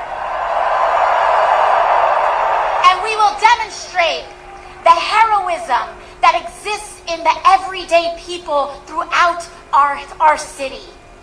Heroism like that we saw last week, a young woman in a polka dot dress standing up to a secret police officer in Canal Street. She is New York City. The young man in a white helmet jumping off his bicycle saying, "Not in my neighborhood," that is New York City. The line cooks and the delivery workers every day serving and making sure that we are clothed and fed and that our children are cared for. That is America, New York City. That is who we fight for. That is what this victory is about. Because New York, America, our freedoms and our future. When I think about what is happening throughout our nation today and what Donald Trump has even done, reflected, symbolic of so much in his demolition of the White House and the East Wing. We see what he is doing to that, and we must let him know that this injustice, no matter what he's doing, that house doesn't belong to him, New York. It belongs to us. It belongs to the people of this country. And I want us all to remember and to know that the future, our future, is not determined by a despot in a house built by enslaved people. Our future will be determined not in a house built by slaves, but in a city built by freemen, in a city built by unionists and immigrants and suffragists. The bricks laid by working people, past, present, and future, the seamstresses and the unionists who paid for our rights in blood. This city was built by the Irish escaping famine, Italians fleeing fascism, Jews escaping Holocaust, Black Americans fleeing slavery and Jim Crow, Latinos seeking a better life, Native people standing for themselves, Asian Americans coming together in Queens, in Brooklyn, in the Bronx, in Manhattan, in Staten Island, in this country, in a vision to build the freest. I'm trying to see who's holding the cheer sign. I'm just trying to see who's holding the cheer sign. AOC, you got some firepower right there, girl. You got some firepower, but you gotta let the notes go. Like, it's cool to glance down at the notes, but when you're speaking passionately about something, when you got all of this fire in you, why the fuck are you reading?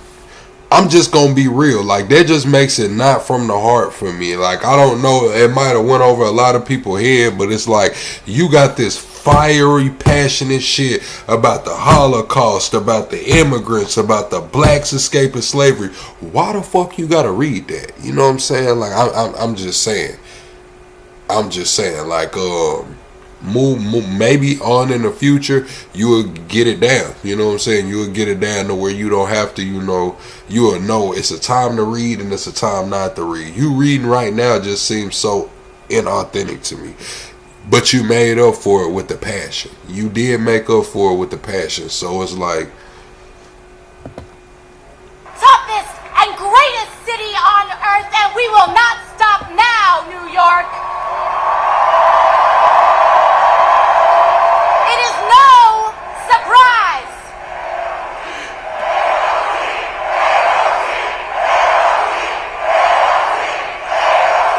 NYC, baby, NYC. It is no surprise to me, New York,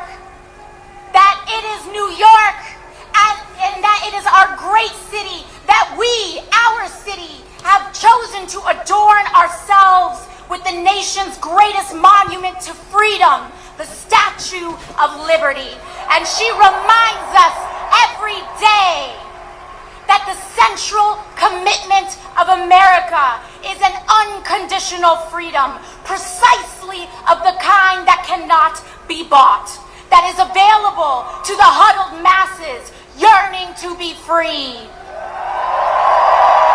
This is America, New York City. Don't let them tell you any different. Don't let them tell you that we are the exception. We are the rule. We are the standard. We are the acceptance. And we set the bar for America. I'm talking to you, Donald Trump.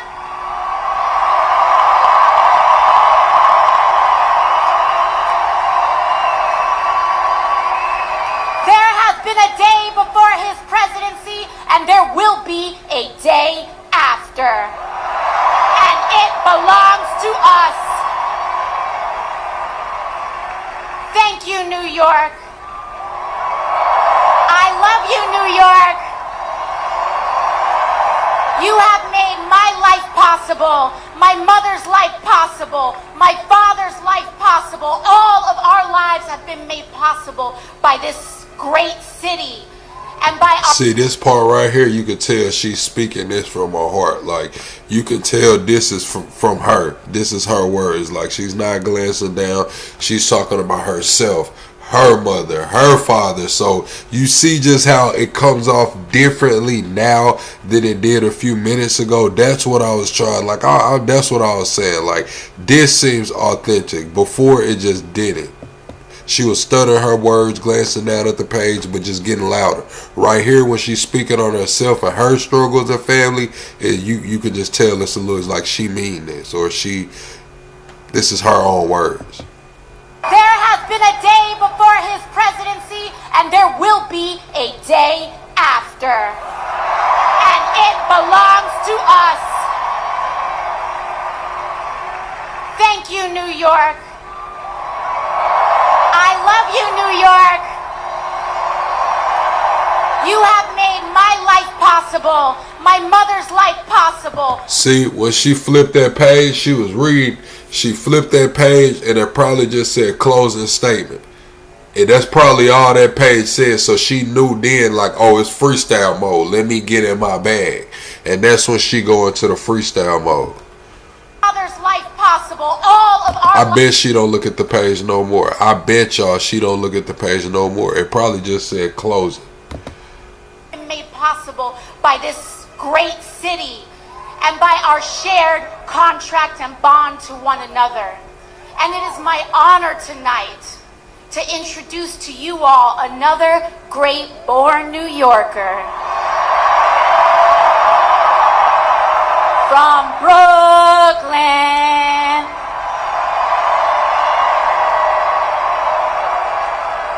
Senator Sanders and I recently came in. We were in Indiana last night. We both paid a visit to the home of the great Eugene Debs. And I had the honor of presenting Senator Sanders last night with the National Eugene Debs Award,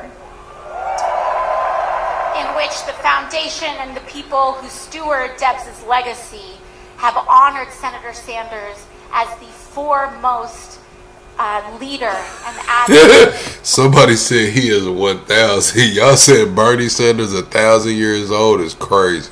And class struggle in the United States of America.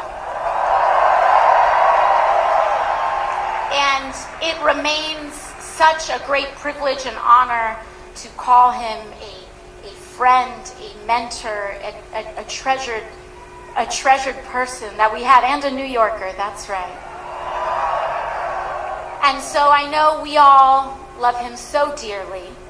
And so let's make sure that we give him the biggest rousing welcome that he receives this year in introducing Senator Bernie Sanders.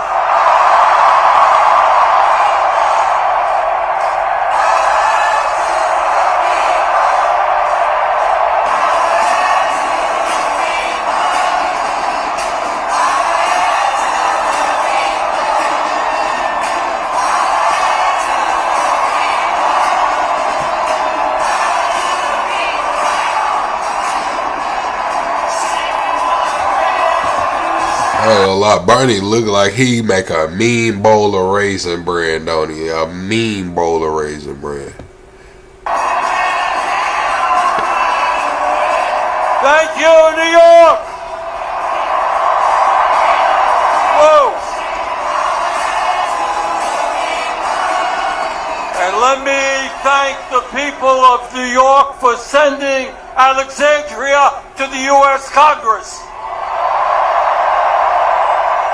She is not Thank only you, America. one of the great members of Congress, she is inspiring working people and young people all across the country. Thank you, New York.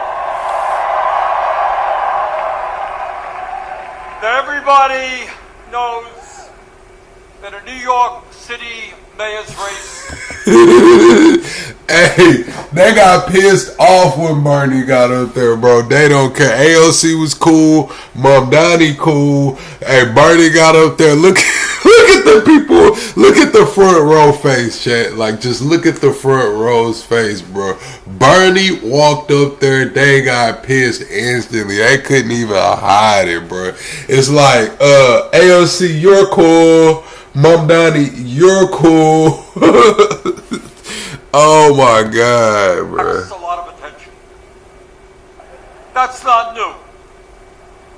It's the largest city in the country. You got 8 million people. Everybody is interested in what happens here. But this mayor's race, my friends, is different.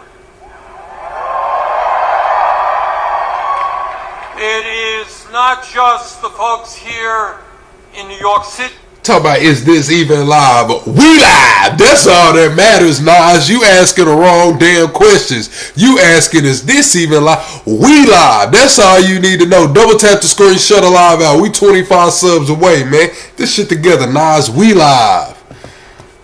Who are paying attention. It's not just people all across our country who are watching this race. It is not just the President of the United States who seems to be very, very concerned about who wins this election. The truth is that people all over the world are paying attention. Talking about he don't talk to what chat. Will happen. I talk to the chat as we see fit, man. Listen, right now we in here vibing, kicking it, man.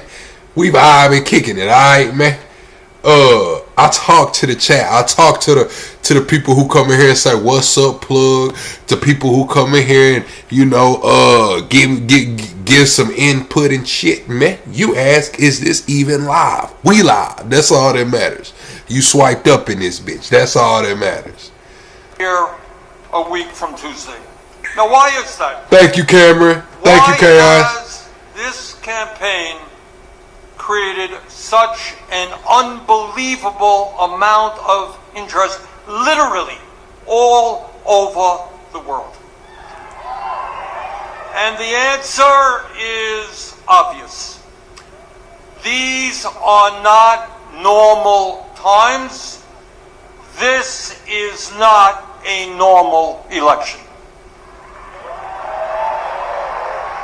This election takes place at a moment in American history when we have a rigged economy with more income and wealth inequality than we have ever had in the history of our country. This election takes place at a time when the wealthiest people in America have never ever had it so good, while 60% of people in our country are living paycheck to paycheck, struggling to pay their rent or mortgage, struggling to afford child care or higher education for their kids, struggling to afford health care, struggling to afford. Do y'all think Bernie Sanders has been up there too long? They say Bernie Sanders that held office for like 44 years, bro. I'm not gonna lie. I'm 32 and I feel like I've been here a long time, chat. And Bernie Sanders been in office longer than I've been alive. Man, I got kids and some more shit. It's crazy. Quality food, struggling how to figure out how they will retire with some shred of dignity after working their entire lives. This election takes place when the United States of America, the wealthiest country in the history of the world, has one of the highest rates of childhood poverty and senior poverty of almost any nation. And when in this rich country, 800,000 Americans, including many veterans, are homeless. This election takes place at a time when we have a president who has given $1 trillion in tax breaks to the top 1%, has given $900 billion in tax breaks to the largest corporations in our country. And to pay for those tax breaks, he is throwing 15 million Americans off the health care they have by slashing Medicaid. And in addition, he is forcing over 20 million Americans to see a doubling in Bernie been talking about the oligarchy since like 1994, and it's finally here. If we never thought of if y'all denying the oligarchy now, it's kind of crazy. I'm just saying, bro. Like, we got Doge inside the White House, we got the Pentagon or whoever running off of Grok. We got Chat GPT in there, man. Like, if y'all don't think the oligarchy's here, man, it's crazy. Bernie was right back in 94, man. Bernie was right back in 94.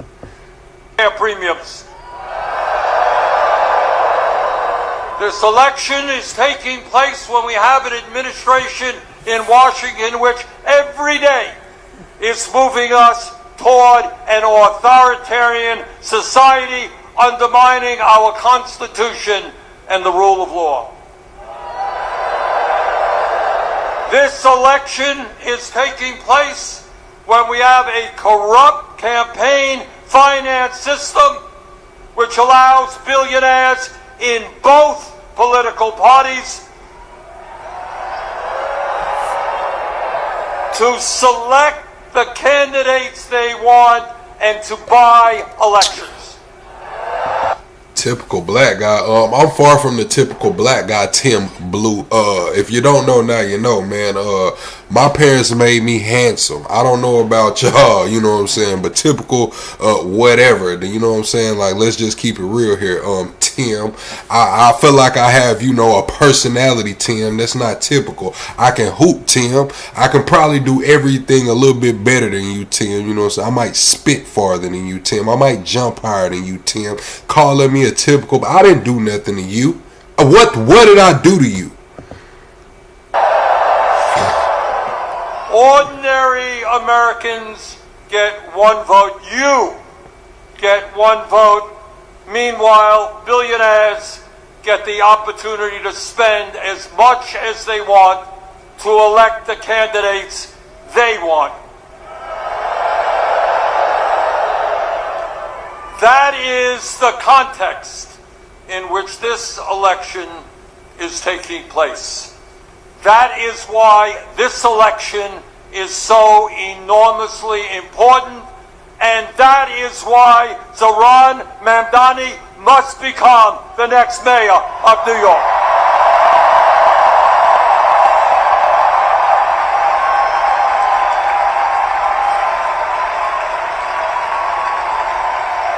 New York must have a mayor who represents the working families of this city, not the billionaire class.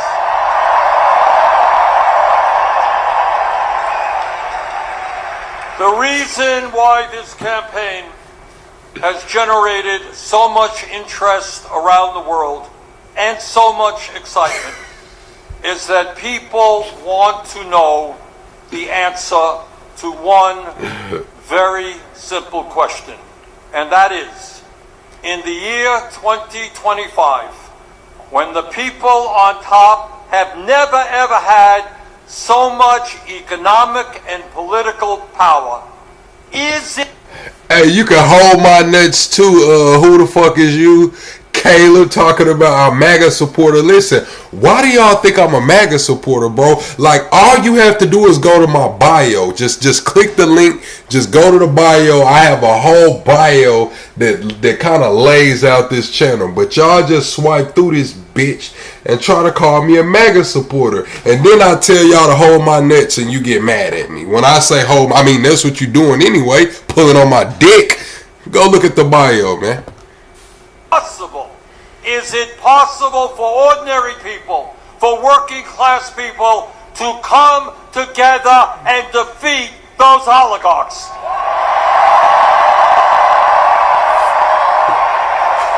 You're damn right we can.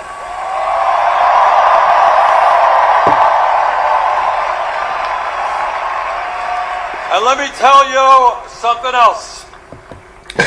Nah, hold my nuts. You know what I'm saying? The Kyrie Irving commercial where he be playing ball. But you know, it's just fun and jokes. But I don't care if you far left, far right, liberal, conservative, Marxist, fascist, or alien NPC. I am the voice of the politically homeless. We need everybody from all different sides to come in here so we can have a conversation. I don't care if you're a Marxist, a fascist. I don't care if you're a communist. I don't care if you're a democratic social. I don't give a fuck. Come in here. When I open the phone lines, call in. Don't be pussy. That's all I ask.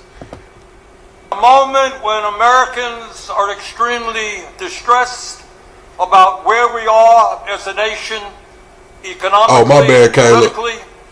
A victory here in New York will give hope and inspiration to people throughout our country and throughout the world.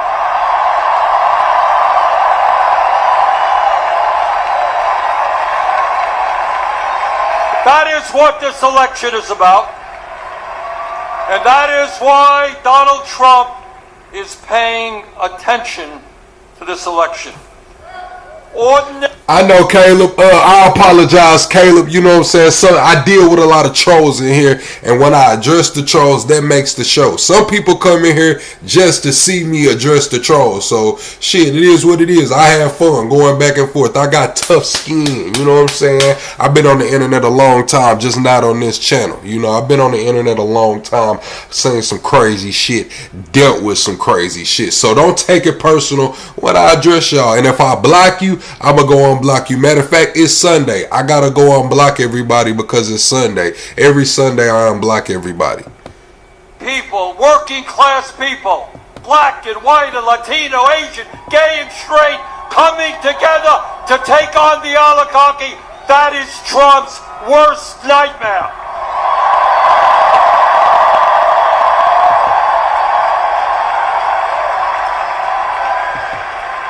What Trump and his oligarchic friends know, that if New Yorkers come together and elect Zoran, we can do that from California to Maine. We can defeat the oligarchy.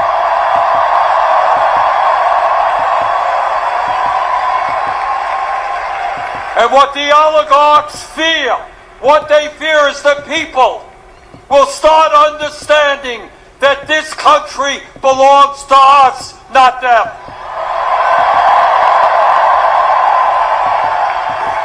And all over the country, when people are inspired, when people are standing up to power, they will ask some very simple questions. Why are we, United States, the only major country not to guarantee health care to all as a human right?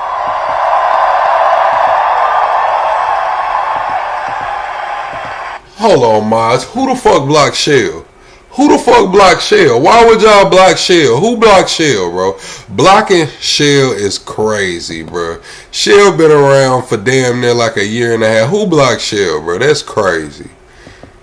Why aren't we paying our I gotta get Shell a Maya wrench now. It's cause y'all done blocked Shell. That's crazy.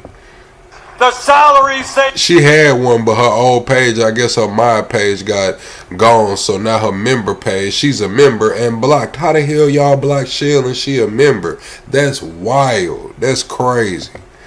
And she didn't even get gifted a membership. She paid for her. That's crazy.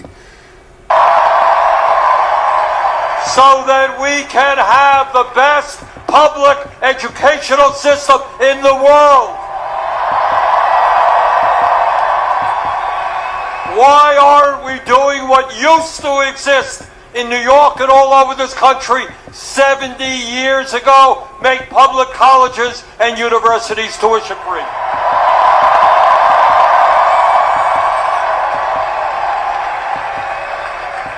Why in the richest country on earth aren't we ending homelessness and building 5 million units of low-income and affordable housing?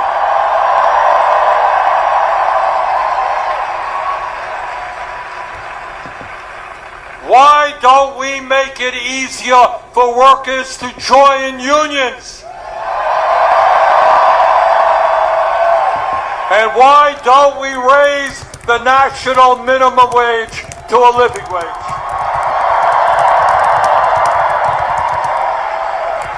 And when so many of our seniors are struggling to cover their basic needs, some 22% of seniors in America are trying to survive on $15,000 a year less.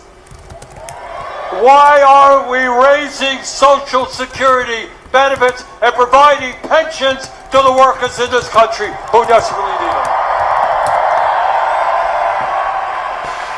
And why don't we have a foreign policy which does not spend billions of dollars on a Netanyahu government? Stop. Nah, even Shell does, you know, take breaks from the channel every now and then. Like, that's normal for Shell to take a break, but she's blocked. That's the difference. Like, you can't just block. I mean, she's blocked under my shit.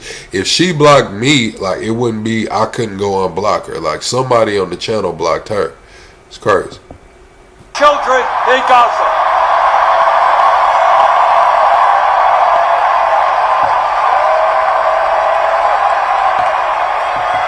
Oh, Shell, you been here the whole time? Well, you was just blocked, man. That shit pissed me off. Let me give you a membership, a mind, man. Let me get Shell a mind, man. They pissed me off, Shell. I thought they had blocked you, man. It pissed me off. I was like, man, who the fuck blocked Shell?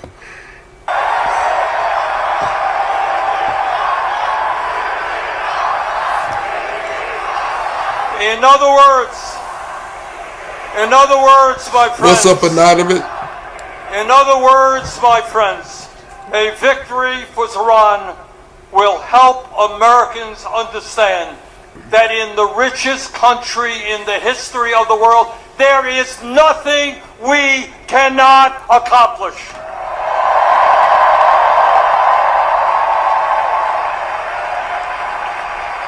Now, the oligarchs and the political establishment in New York tell us that Iran's agenda for New York is radical. Really? At a time when working families in this city are finding it hard to live here because of the outrageously high cost of housing, I don't think it's radical. Nah, Dorsey ain't got no wrench over here. Dorsey a little too reckless to have a wrench right now, man. I ain't gonna lie. In order for Dorsey to ever get a wrench on the channel, man, y'all gonna have to vote Dorsey a wrench, man. Now, if y'all approve of Dorsey getting a wrench, you know, man, hey, it is what it is. We just voted him in. You know what I'm saying? Straight up. But in order for Dorsey to get a wrench, man, he might need an 80% majority vote, man.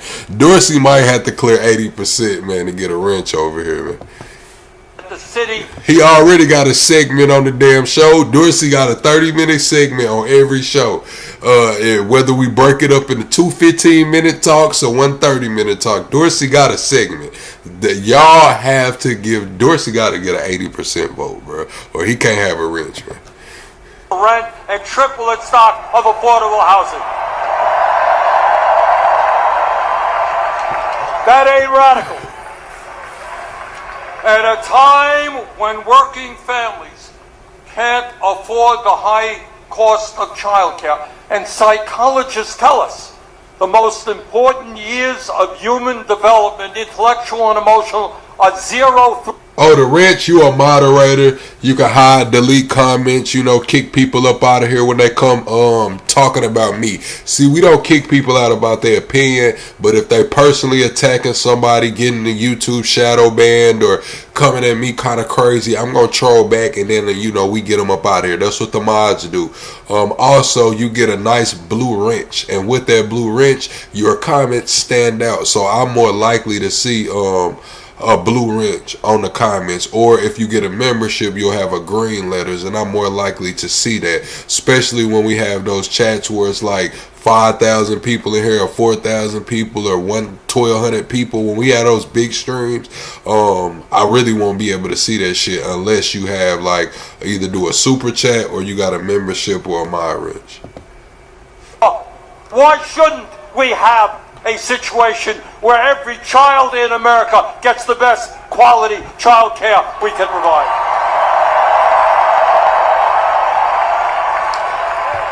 That ain't radical. Taking care of our kids is not radical. At a time when getting to work is too expensive and we want to encourage more utilization of public transportation, it is not a radical idea to say that buses in this city should be free and fast. At a time when every parent wants their kids eating good quality food, not junk food, and they are on. Okay. So I'm going to ask y'all this. Thank you, XX. New York City wants to do free buses for everybody. Arizona just rolled out universal child care for everybody. Which would you rather have as an American? Free buses or free the universal child care? Because Arizona, I believe Arizona voted Republican too, and I think they pulled out the free child care. In the city where it is simply not affordable or possible to get that food. It is not a radical idea to say that there should be municipally funded grocery stores. And by the way, when billionaires and large corporations and the very wealthy are doing extraordinarily well, damn, I'm stuffy. But yeah, chat, Arizona was a swing state because I went to Phoenix to cover the election. It was the J.D. Vance last rally I was trying to make it to. Arizona was a swing state, so Trump said he won all the swing states. So yeah, they just put the universal child care through. People in this country often pay an effective tax rate lower than truck drivers or nurses. It is not a radical idea to say that the rich should start paying their fair share of taxes.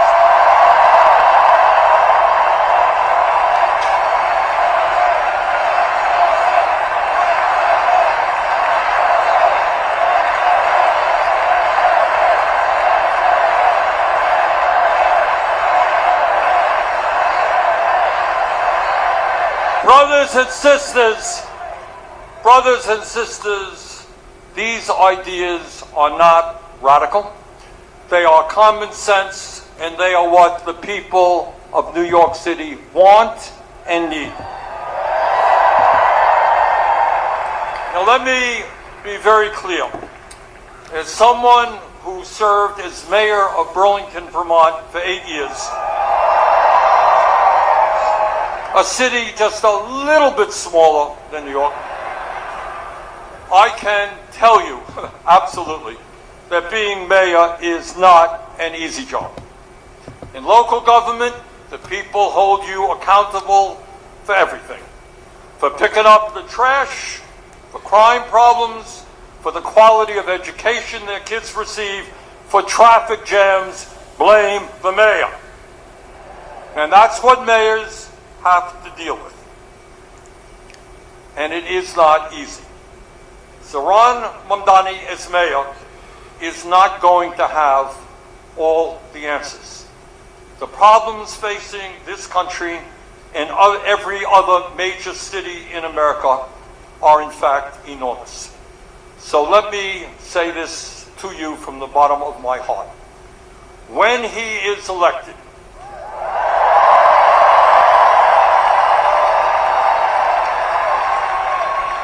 your job is not over. Zohran is going to need your help every single day. In this unprecedented moment in our nation's history, all of us together must act in an unprecedented way. And that means governing New York City and other cities in an unprecedented way. Please do everything you can to work with Zohran in order to make him and his administration the best administration in the history of New York.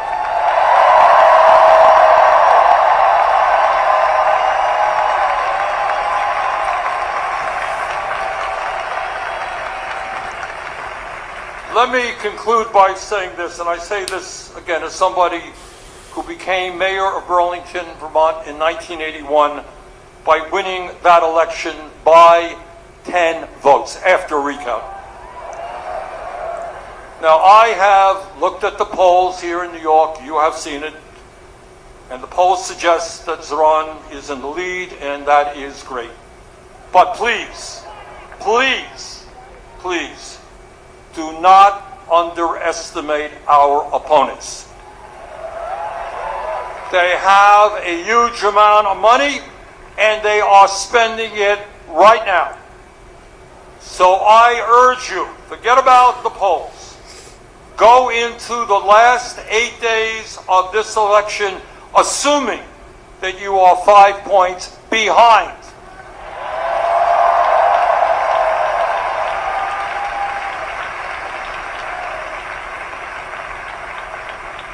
So what you guys are going to have to do, along with the other 80,000 volunteers in the Mamdani campaign, you've got to do everything that you can to bring people to the polls in early voting, which is taking place right now, and on election day.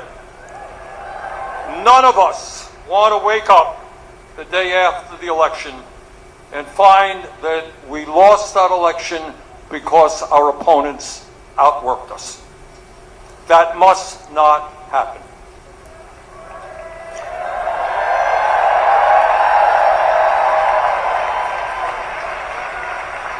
Brothers and sisters, a year ago, few people in New York knew about a 33-year-old assemblyman named Zohran Mamdani. And when he first entered this race for mayor, he was polling at all of 1%. Nobody knew who this guy was. But Zohran did what people who are serious about real change always do. He created a campaign from the bottom on up by building an extraordinary and unprecedented grassroots movement which now has tens of thousands of volunteers.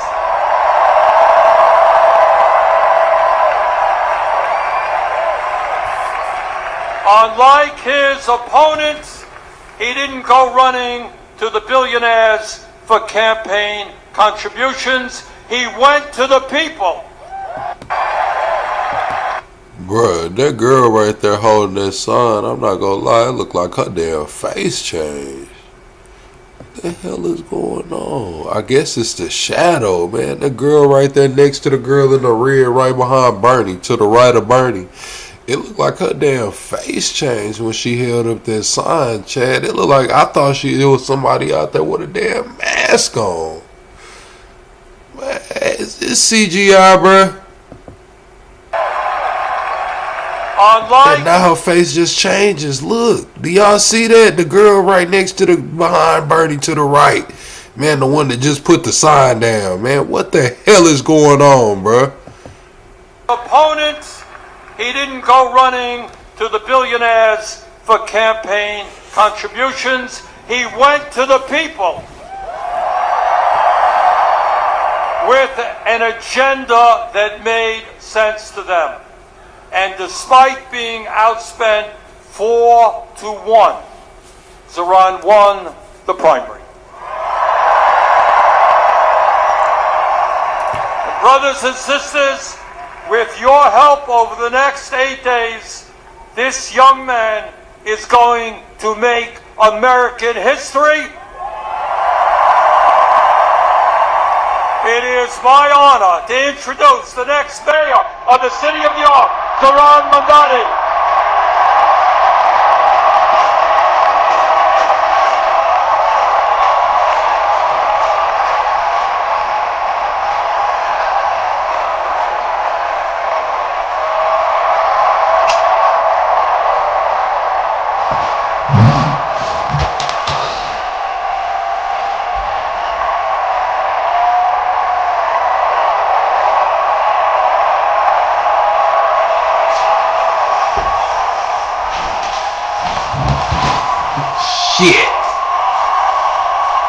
By building an extraordinary and Hold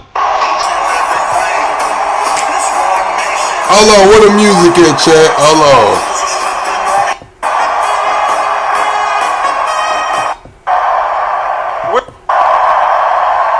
We gotta get ready for the music to come on. Hold on. Hold on. City of New York, Zoran Mamdani. Hold on.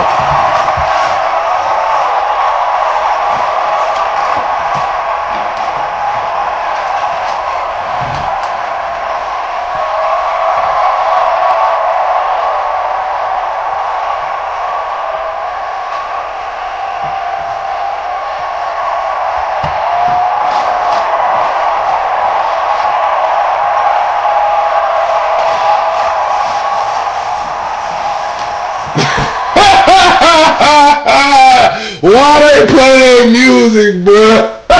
The music turned me up, chat. I'm off of Mountain Dew, chat. I'm off of Mountain Dew and some honey KFC wings, man. Why did they play that music like that? We gotta run this shit back, man.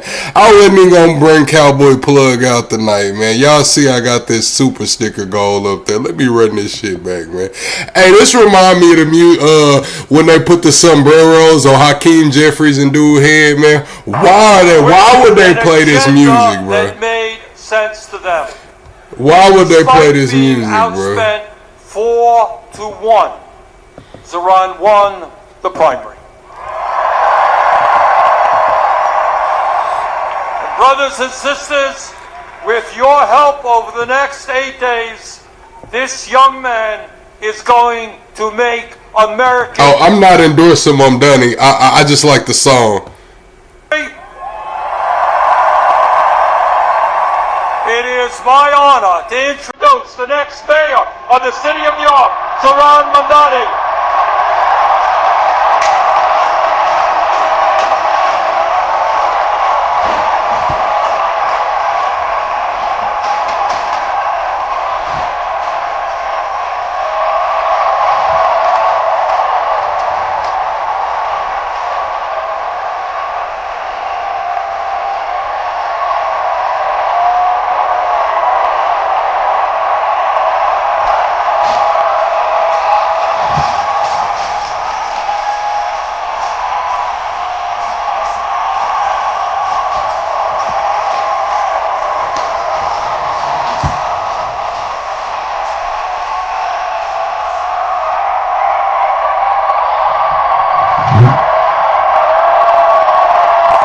Hey, I'm gonna bring that Baby Goat out if I do a rally chat. We just go listen to Baby Goat. Fuck it, man.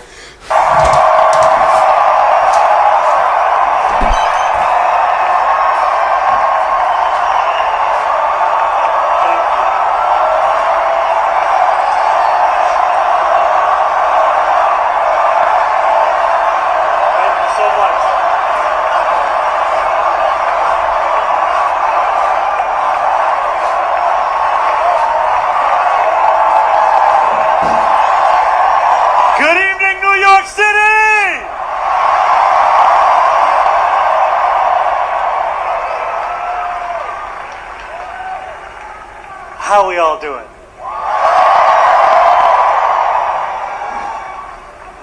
Habibi, how are you? It is so good to see you all here tonight.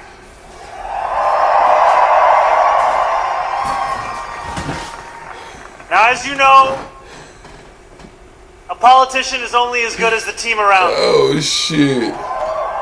So I have to ask that team to start up this teleprompter. Because right now, it's off the top of the dome.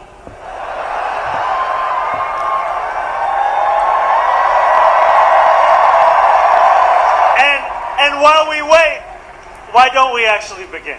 Can we first hear a round of applause for our incredible MC, Sarah Sherman?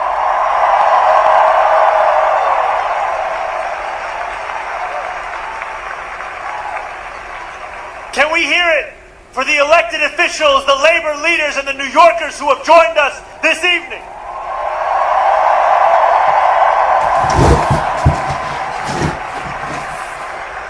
And can we hear it for Congresswoman Alexandria Ocasio-Cortez?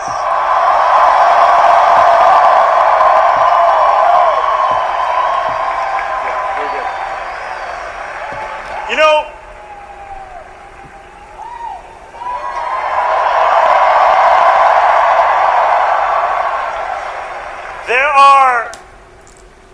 there are many things one can say about our congresswoman, but I want to tell you a story about 2021.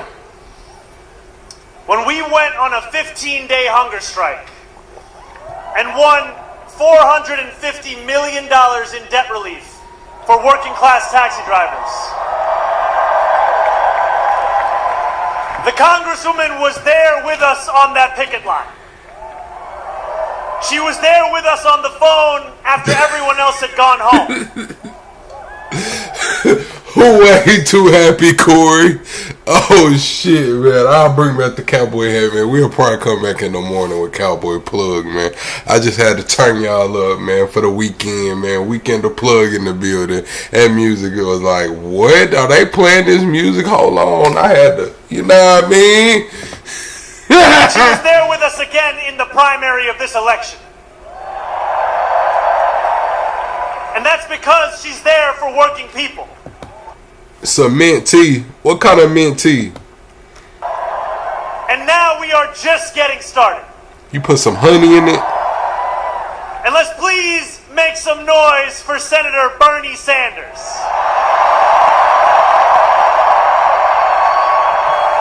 Thanks, Caleb. I stand before you tonight only because the senator dared to stand alone for so long. I speak the language of democratic socialism only because he spoke it first.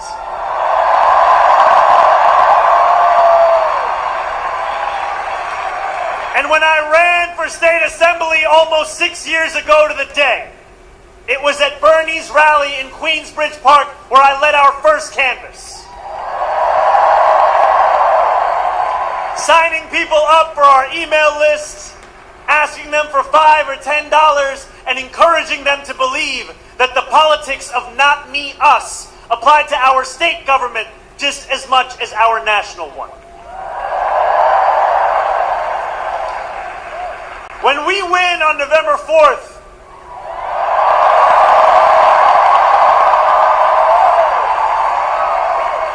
and and then govern from City Hall with dignity as the foundation of our politics, it will be because of the movement that Bernie built. Hey, chat, double tap to screen, shut a live out. We 25 subscribers away from the next sub goal. We got to get that quick 25 subs, man. I stand before you tonight as the nominee of a Democratic Party reinvigorated in its pursuit of making government work for everyone, not just the wealthy and the well-connected.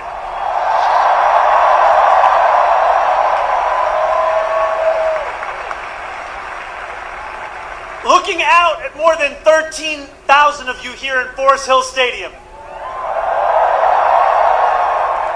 it is tempting to believe that this moment was always destined. Yet when we launched this campaign on October 23rd, 1 year and 3 days ago, there was not a single television camera there to cover it. When we launched this campaign 1 year and 3 days ago, my name was a statistical anomaly in every poll. 4 months later, as recently as this February, our support had reached the eye-watering heights of 1%. We were tied with noted candidate, someone else. I always knew we could beat him. When we launched this campaign 1 year and 3 days ago, the political world did not pay it much attention. We're looking to build a movement that reflected the city as it actually is, not just the one that political consultants think exists on a spreadsheet.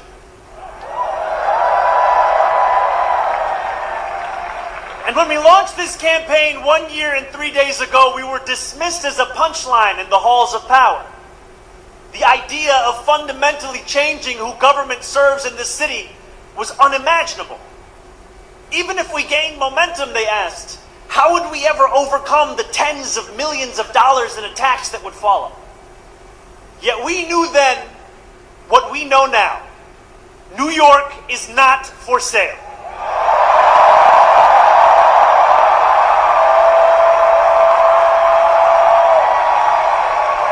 As young people showed up in record numbers, as immigrants saw themselves in the politics of their city, as seniors, once skeptical, dared to dream again, we spoke with one voice. New York is not for sale. And now, as we stand on the precipice of taking this city back from corrupt politicians and the billionaires that fund them, let our words ring out so loud tonight that Andrew Cuomo can hear them in his $8,000 a month apartment.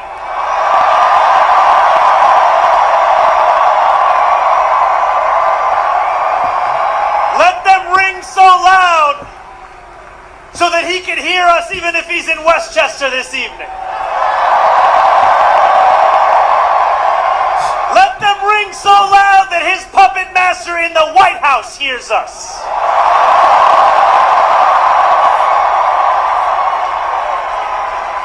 New York is not for sale.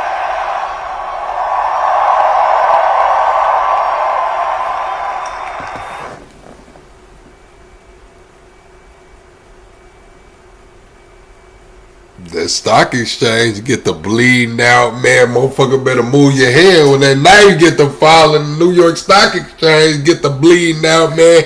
And you get them.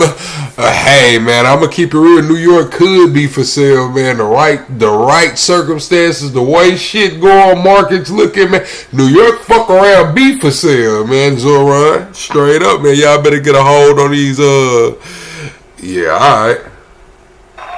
13 days. Like we ain't got a commercial real estate bubble, man. Chill out, Zoran. Announced our candidacy, Donald Trump won the presidency once again. The Bronx and Queens saw some of the largest shifts to the right of any counties in our country. No matter what article you read or channel you turned to, the stories seem to be the same. He was headed to the right. Obituaries were written about Democrats' abilities. Yeah, he is a way better speaker than AOC. He's a better speaker than Hakeem. He's a better speaker.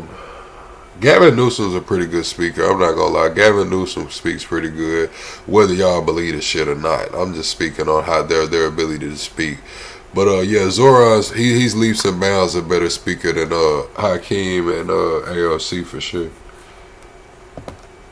Asian voters, young voters, male voters.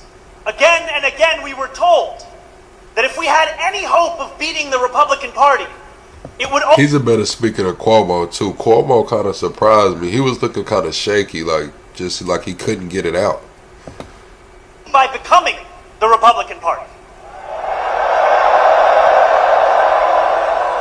Andrew Cuomo himself said that we had lost not because we had failed to speak to the needs of working class Americans, but because we had spent too much time talking about bathrooms and sports teams. This was a moment where it seemed our political horizon was narrowing. And in this moment, New York, you had a choice. To retreat.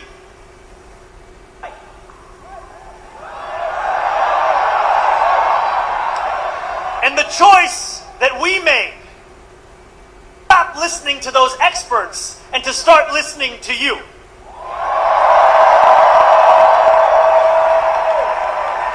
We went to two of the places that saw the biggest swings to the right, Fordham Road and Hillside Avenue. These New Yorkers were far from the caricature of Trump voters. They told us they supported Donald Trump because they felt disconnected from a Democratic Party that had grown comfortable with mediocrity and gave its time only to those who gave millions. They told us that they felt abandoned by a party beholden to corporations, which asked them for their votes after telling them only what it was against, rather than presenting a vision of what it was for. They told us they didn't believe in a system anymore that did not even pretend to offer solutions to the defining challenge of their lives, the cost of living crisis. Rent was too expensive, so were groceries, so was childcare, so was taking the bus, and working 2 or 3 jobs still wasn't enough.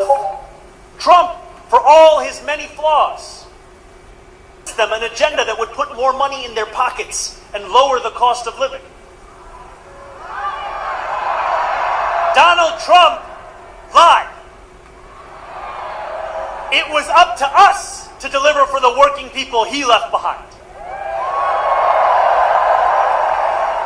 Over the 8 months of the primary, we told New Yorkers how we intended to address that very same affordability crisis.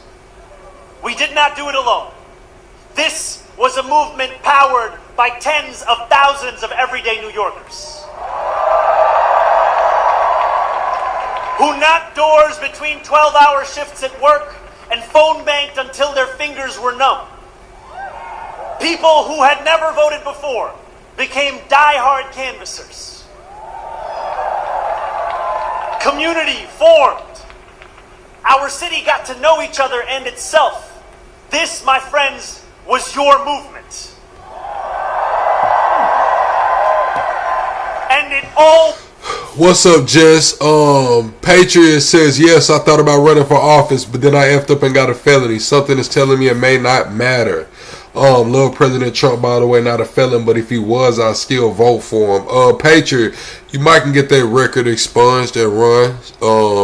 Like me, I got my record expunged, but in Arkansas, I still couldn't run for anything in Arkansas. They just not gonna go for that. But I could potentially go somewhere else and run for something. Will be. I don't think I would though, but I could potentially.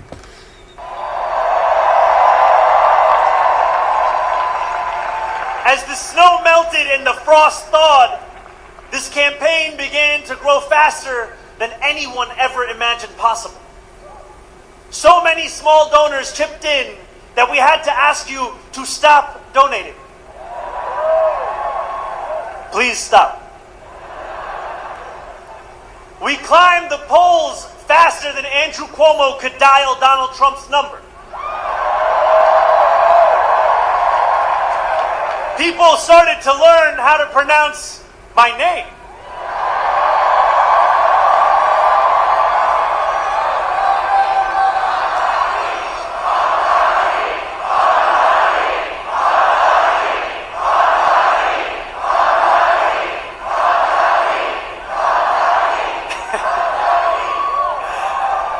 And the billionaires got scared. Or, as the New York Times would describe it, the Hamptons was basically in group therapy about the mayoral race. Double tap the screen, shut the live out. We are 25 subs away from the next sub goal. Thanks for those words of encouragement, Kurt. I always keep that in mind. Dorsey, welcome in. They said you need a mind wrench, Dorsey. I told them the only way you get a mind wrench is if 80% of the chat vote you in, man. I said we already got Dorsey a segment on the show, man. Y'all want him to have a mind wrench too? He gonna get the cutting up in here. So you get an 80% vote, Dorsey, we'll give you a mind wrench, man. But I don't know, man. It's gonna be tough. You might have to get the campaign, and you might want to campaign for the Dorsey mind wrench, man.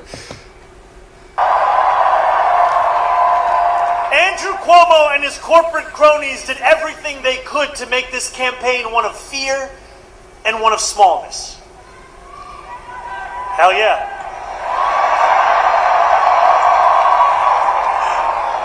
Obviously. They pumped millions into this race. They lengthened my beard to make me seem menacing. Painted our city as a dystopia. So is that like when black politicians run and they make our lips big? You know what I'm saying? Is that the similar?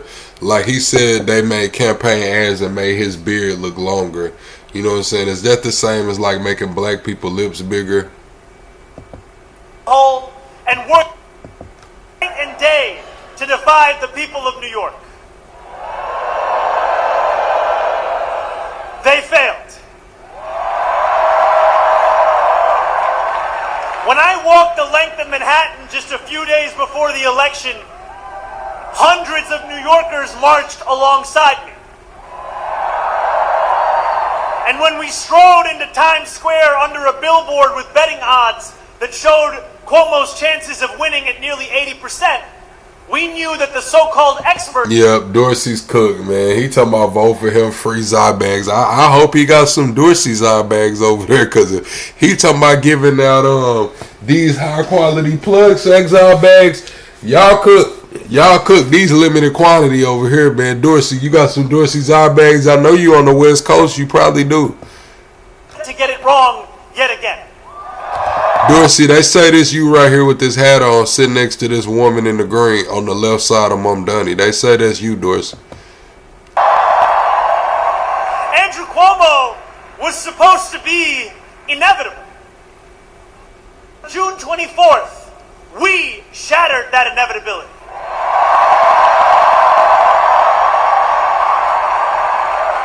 We won by 13%. With the most votes in any citywide primary in New York City history.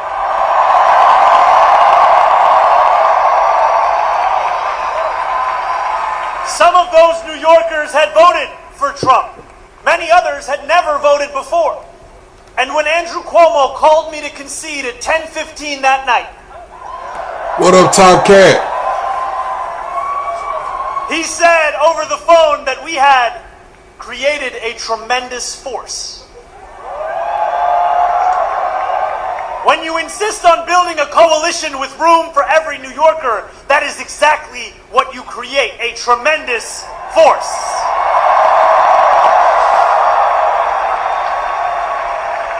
That force has only grown over these past 4 months. We now have more than 90,000 volunteers. And we have spoken to millions more New Yorkers. We have put forth new plans in these last few months for how we will govern. hiring thousands more teachers for our schools, taking on the consultants and the contracts in city government, and tackling the final boss of New York City infrastructure, scaffolding. But over the past few weeks, as this race has entered its final days, witnessed displays of Islamophobia that shock the conscience. Andrew Cuomo, Eric Adams, and Curtis Sliwa do not have an agenda for the future. All they possess is the playbook of the past. They have sought to make this election a referendum not on the affordability crisis that consumes New Yorkers' lives, but on the faith I belong to and the hatred they seek to normalize. We spent months working to convince the world that New Yorkers have a right to afford this city that we all love. Now, we are being forced to defend the idea that a Muslim is even allowed to lead it. These same big money donors and disgraced politicians have sought to rob us of our ambition because they do not think that you deserve the beauty of a dignified life. And time and again they have encouraged you to imagine less because they know that a reimagined New York hurts their bottom line. He finna take the stock exchange to shit, man. Watch Mamdani try to roll out all kind of regulations and shit, bro. Hey, motherfuckers gonna be going to Wall Street talking about the last bull run we seen was, you know, Mamdani just came through and, you know, he put a little bit of regulations on it and. Yeah, alright, man, listen, bro. I'm telling y'all, he talking about $1 trillion. They bringing in $1 trillion and not paying nothing, man. Listen. Listen, man. That shit over there is real fragile right now, Mamdani. I'm going to ask you to tread lightly over there, man. I don't think y'all realize New York City, bro, it's the financial capital of the world, man. Mamdani got some sway around this bitch. Is like the universe, constantly expanding. We deserve a city government as ambitious as the working New Yorkers who make it the greatest city in the world. We cannot wait for someone else to deliver it. We are not afforded the luxury of waiting, because too often to wait is to trust those who delivered us to this point. On November 4th, we will set the course of our city back in the direction it belongs. And in doing so, we will answer a question that our nation has wrestled with from the dawn of our founding. Who is allowed to be free? There are some who hear that question and they know the answer without hesitation. They are the oligarchs who have accumulated vast wealth off those who labor from before the light breaks the horizon until long after color has drained from the sky. These are the robber barons of America, and they believe their money affords them a larger say than the rest of us. I am not just talking about the Bill Ackmans and Ken Langones of the world. I speak of people whose names you are not familiar with, who have no qualms about contributing more to super PACs than we would ever tax them, and who celebrate when those PACs flood our airwaves with commercials that plaster the words global jihad over my face.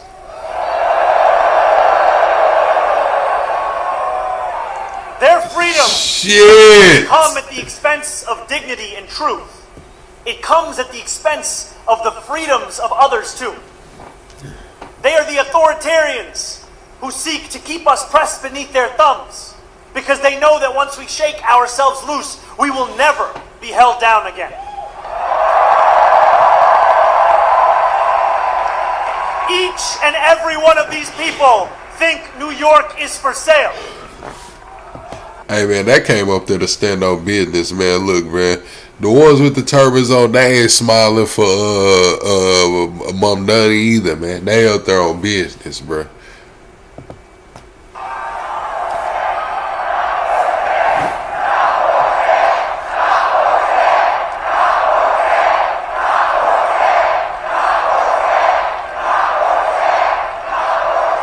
For too long, my friends, freedom has belonged only to those who can afford to buy it. The oligarchs of New York are the wealthiest people in the wealthiest city, in the wealthiest nation in the history of the world. They do not want the equation to change. They will do everything they can to prevent their grip from weakening. The truth is as simple as it is non-negotiable. We are all allowed freedom.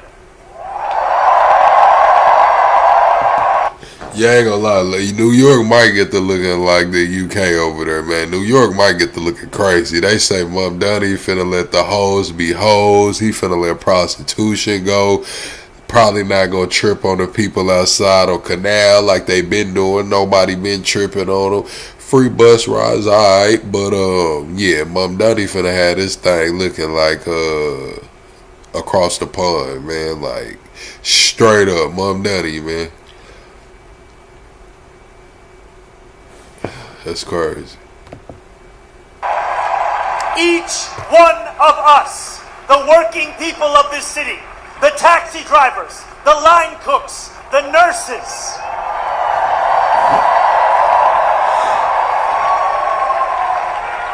all those seeking lives of grace, not greed, we all get to be free. And on November 4th, thanks to the hard work of more than 90,000 volunteers across every corner of this city, that is exactly what we will tell the world. Because while Donald Trump's billionaire donors think that they have the money to buy this election, we have a movement of the masses. And we are a movement that is not afraid of what we believe. And we've believed it for quite some time. Those who worry about what this movement may look like on January 1st are the ones who worried on October 23rd what it may look like tonight. I ain't afraid of how New York look. I ain't never been to New York. I don't gotta go to that motherfucker either. I'm just gonna keep it real with y'all. It's a few places that I just don't care to go, and I mean, New York is somewhere that I want to go. I mean, I'd like to see it, but it's not a necessity. I mean, shit, it'd be cold over there, man. Like, straight up, it'd be cold over there. When New York, everybody's go to New York, it's beautiful. When y'all say it's beautiful, it'd be cold as fuck. Like, nah, I could be cold at the fucking house. You know what I'm saying? Like, straight up. I'm not trying to go to Baltimore. I don't want to see Baltimore. Like, for what? You know what I'm saying? I go to Little Rock. I'm just no shade. Like, shit. Philly, I'm sorry, Puzzles. The only reason I go to Philly is to holler at Puzzles. That's about it. Where else? Yeah, it's just some places I don't care to go. You know what I'm saying? Straight up.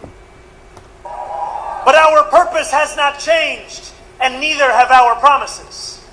As I said, if I want to see the hood, I can go to Little Rock. Straight up, I can go to Little Rock. I announced the job of government is to actually make our lives better. And in the exact words I said on October 23rd, here is what we stand for, my friends. We are going to freeze the rent for more than 2 million rent-stabilized tenants. Nah, that's crazy. Everybody judge me. When I tell people I'm from Arkansas, they be like, Arkansas? What the hell is in Arkansas? They don't even want to pronounce Arkansas right. They want to call that shit Arkansas and make it a joke.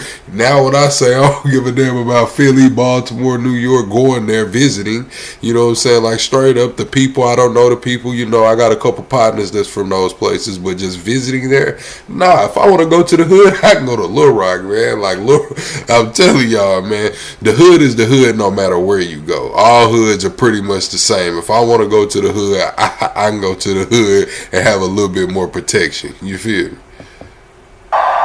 And use every resource at our disposal to build housing for everyone who needs it. We are going to eliminate the fare on every single bus line and make what are currently the slowest buses in the nation move around this city with ease. And we are going to create universal child care at no cost to parents. Man, listen. Hey, Haley, Little Rock is different because Little Rock is full of gangs. It's like you got all the gangs there. It's like some places you go and it's like Crips and Bloods. Some places you go it's like GDs and Vice Lord. When you go to Little Rock, it's everything. And the hoods are right beside each other. Like the hoods be right here. You might have one street where the Blood hood run right into the Crip hood. You know what I'm saying? And then it's new, so it's 2025, so it'd be like it might be two Blood hoods beefing, but this Blood hood is cool with, you know what I'm saying, or these, I ain't gonna say the whole hood, but like some people from the Blood hood, they cool with the Crips over here, you know what I'm saying, but they beefing with this Blood hood. It's just crazy. Politics is crazy in Little Rock, man. The YNs in Little Rock are wild, bro. Wild. I'm talking about, they just did a documentary on this one kid. They ended up unaliving his mom.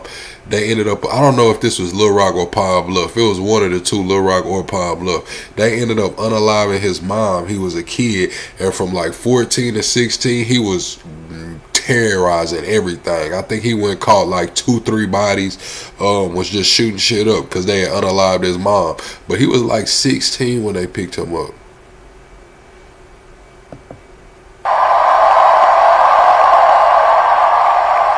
So New Yorkers can raise their family. It's different too because like in Little Rock, High Springs, like the 501, the Central Arkansas area, a lot of the gang members, they're born into it. Like they parents be OGs, or and it's like their whole hood, like where they are when they go outside, like they're in there. Like Little Rock is the kind of place to where you wear the wrong shit on the wrong side of town, motherfuckers will look at you. Like I remember one time I wore a Chicago Bulls hat to a mall on the north side, and motherfuckers was trying to get on my ass because they thought I was from across the bridge. I'm from like 35-40 minutes away. They thought I was from across the bridge because I had on this certain hat and was trying to cause a problem with me. You know, Little Rock crazy, man. You got hoods beefing, you got gangs there, and then you got two cities that's separated by a bridge as well, Little Rock and North Little Rock. So it's crazy over there.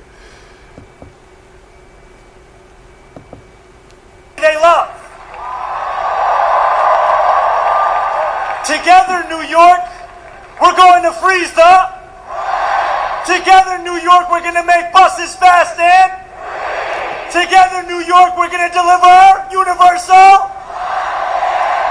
We will make our city one where every person who calls it home can live a dignified life.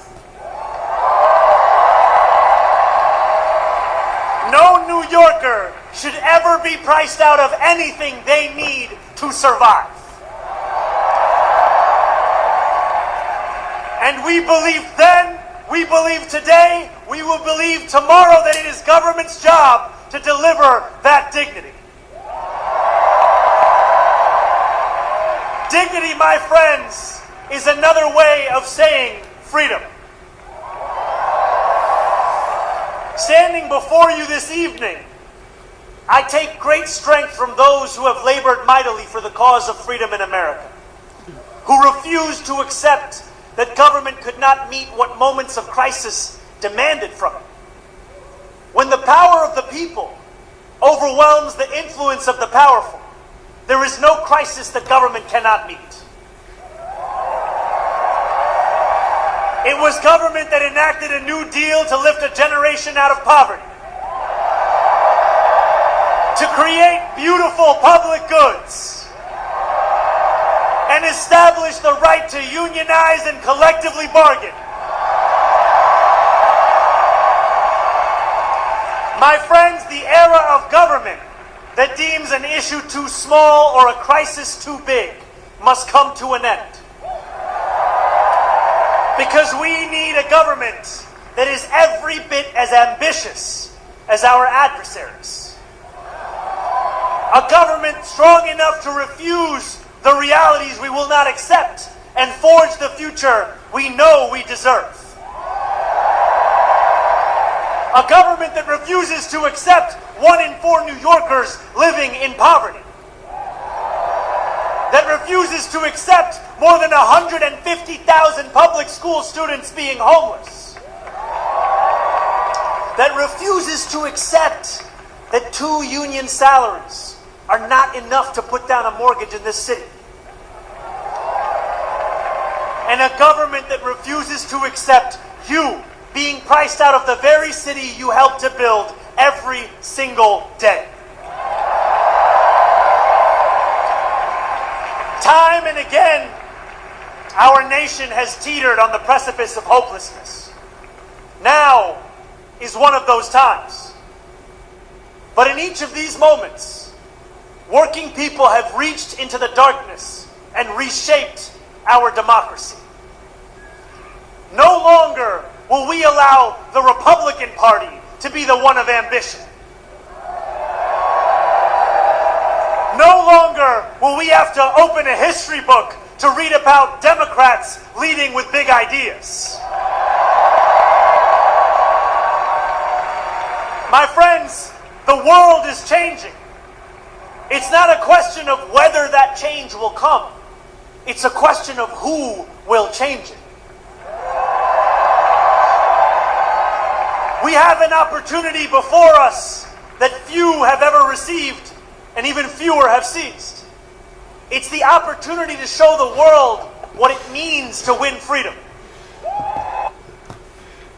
That boy sound like he talking about Sharia law. I ain't gonna lie, man. It is the opportunity to live up to the legacy left by those who came before.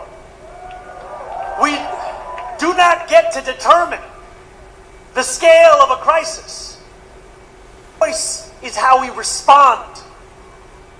Let us win a city hall that works for those straining to buy groceries, not those straining to buy our democracy.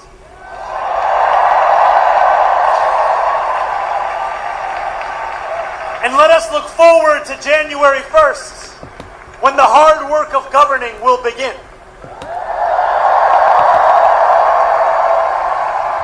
Those in power would like to describe our policy commitments as if they are illusions that will evaporate as soon as we approach City Hall. Let us show them instead that they are invocations of the future that we will win.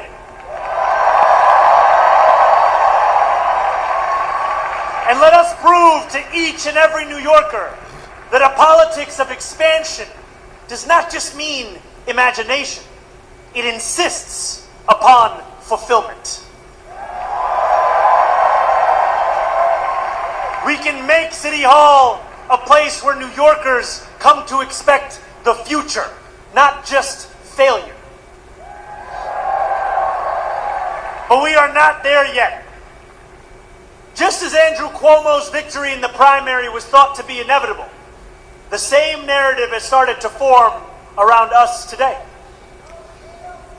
When you read the articles that tell a post-election story of triumph while we are amidst early voting, when you see the Kalshi odds that have our chances of victory in the 90s, know this: you are reading the same things that Andrew Cuomo read when he went to sleep each night in June, believing that his victory was promised. We cannot allow complacency to infiltrate this movement.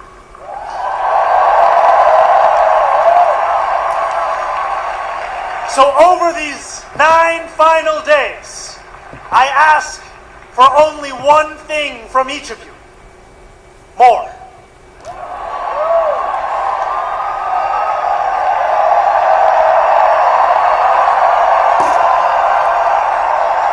I know you are tired, and for that I recommend some Adani chai. And still, I ask for more. Hell yeah. I know the attacks have intensified, that a warm bed is... Hell yeah, Black. And say you done slid out to the 305, man. How is it out there, man? inviting than a sixth-floor walk-up, that another evening spent knocking doors after a long workday feels daunting. And still, I ask for more. I ask for more because that is the only way that we win a future of more. So if you are able, I urge you, my friends, stand up. If you have knocked a door, turn your flashlight on.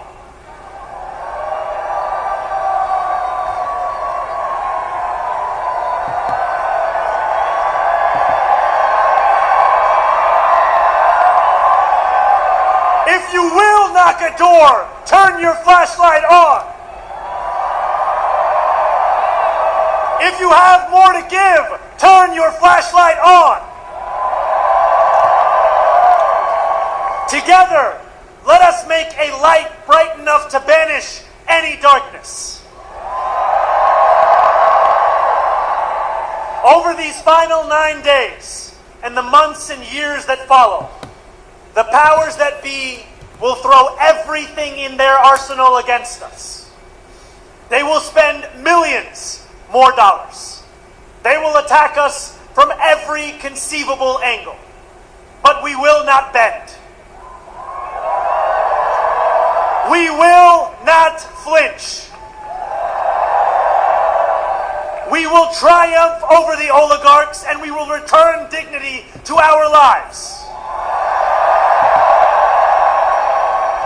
Nearly 89 years ago to the day, FDR spoke before a crowd of thousands at Madison Square Garden. He said, "I should like to have it said of my first administration that in it the forces of selfishness and of lust for power met their match. I should like to have it said of my second administration that in it these forces met their master. My friends, I should like to have it said of our campaign that in it the forces of selfishness and lust for power met their match. And I should like to have it said of our City Hall that in it these forces met their master."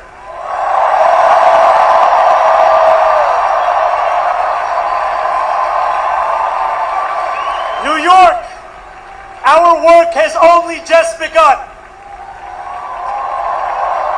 On November 4th, we set ourselves free. Thank you.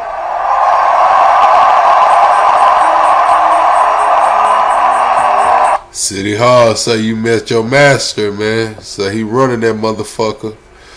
Here we go. Here we go, chat. Here we go. It's crazy, man. Alright. I'm finna open up the phone lines, but this is Trump sitting down with Brazil's president. I'm pretty sure, hey, we 25 subscribers away from the next sub goal. Be sure to subscribe to the channel, chat. Double tap the screen. We are chasing 200 likes right now. Please double tap the screen. But listen, chat. I'm pretty sure he's sitting down with Brazil president saying, look, man, you see how we got shit on lock over there around Venezuela, man. Them folks can't even step on the beach and take a piss without our folks seeing what they got going on. You see what we just did to that Colombian boat, man. We had to knock smoke off that motherfucker. Marco Rubio and Hegseth had made that call, man, and they knocked smoke off that motherfucker. So look, I don't know what you got going, how you messing with Venezuela, Colombia, but my people, My people don't want any more drugs in our country, man. So if you gotta make a PSA and alert to tell your fishermen to stay their ass out that water, that might just be what you gotta do, man. Let's just keep it real. We know you got something going on down there in Brazil, man. I think we'll make a deal with Brazil. We get along very well. We met just before I found out that they turned off my teleprompter at the United Nations. I walked up, I had no teleprompter. I just shook his hand. I then got up, and they were introducing me, and I see all the leaders, 158 leaders, and I noticed there was nothing on my teleprompter. That was a nice, but it worked out well. I think it was a better speech than in my head. Mr. President, are you convinced, or were you convinced by the Brazilian government that the reasons you presented to impose tariffs on Brazil were not fair? Appreciate that, James. Everything's fair. Look, we have economies, and I have a lot of respect for your president, as you know. A lot of respect for Brazil. So we'll see. We'll probably work out some deals. I'll leave these guys work them out. Man, who the fuck is this talking over Trump, man? Is this one of these reporters over here, man, with the cameras, bro? Like, who the fuck is just talking over? Like, bruh, the fuck is going on? To work out some deals. We have to get certain things. Wait, who's that shouting? Who's shouting? Is that you? Don't shout. Don't shout. Who was?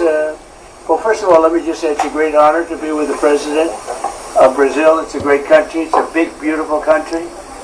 And Hannibal, who the fuck is a sellout? I think they're doing well. I think they're doing very well, from what I understand. Appreciate that, James. Appreciate that, Blackish. To make some pretty good deals for both countries, and I'm going to leave that a little bit to Jameson and Scott and Marco in different ways. Marco, less on the economic stuff. You could do it very well, but I don't think you'll have to. But I think we'll be able to do some pretty good deals. We've been speaking, and I think we'll end up having a very good relationship. We always have had a good relationship. I think it'll continue. Presidente, o senhor ficou satisfeito com o encontro, presidente? Olha, eu acredito que, primeiro, a imprensa vai ter boas notícias depois que terminar a reunião. I think the press will have good news after we end the meeting. Oh, it's the translators. All right, okay, it's the translators. My bad. Não, são só suposições. It's only assumptions before we start the meeting. O Brasil tem todo interesse de ter uma relação extraordinária com os Estados Unidos. Brazil is highly interested to have an extraordinary relationship with the U.S. Não há nenhuma razão para que haja qualquer desavença entre Brasil e Estados Unidos. There's no reason for having any kind of conflict between Brazil and the U.S. certeza é que na hora que dois presidentes. Told you, no point in having any kind of conflict between Brazil and the U.S., man. The Trump came over there to tell them, hey, you send those boats, they go up in smoke. Straight up, man. Trump let them know, man, you send them boats, man, they knocking smoke out the motherfuckers. Straight up, man. He talking about we don't want any conflict. Yeah, Trump on one right now, man. I cannot cap. Trump is on one, man. I believe that when two presidents sit around the table and each one raises their viewpoint, a tendência natural é você encaminhar para chegar a um acordo. And then we can forward to reach a deal afterwards. E eu estou convencido, eu disse antes de chegar aqui. And I am convinced, and I said before I came here.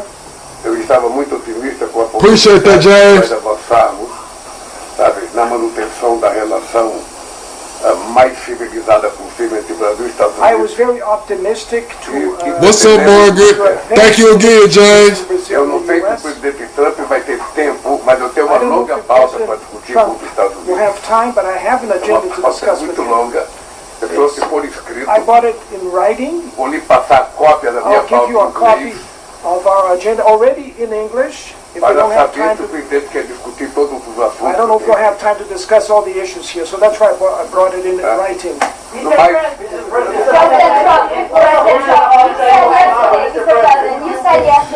Bruh, I just realized they're on the plane right now, chat. I think this meeting is going on the fucking plane, bro. That is crazy. That meeting is going on the plane, I think. It's no way they just put this poop commercial up here. There's no way they just put this poop commercial up here, chat. It's crazy work. That's crazy.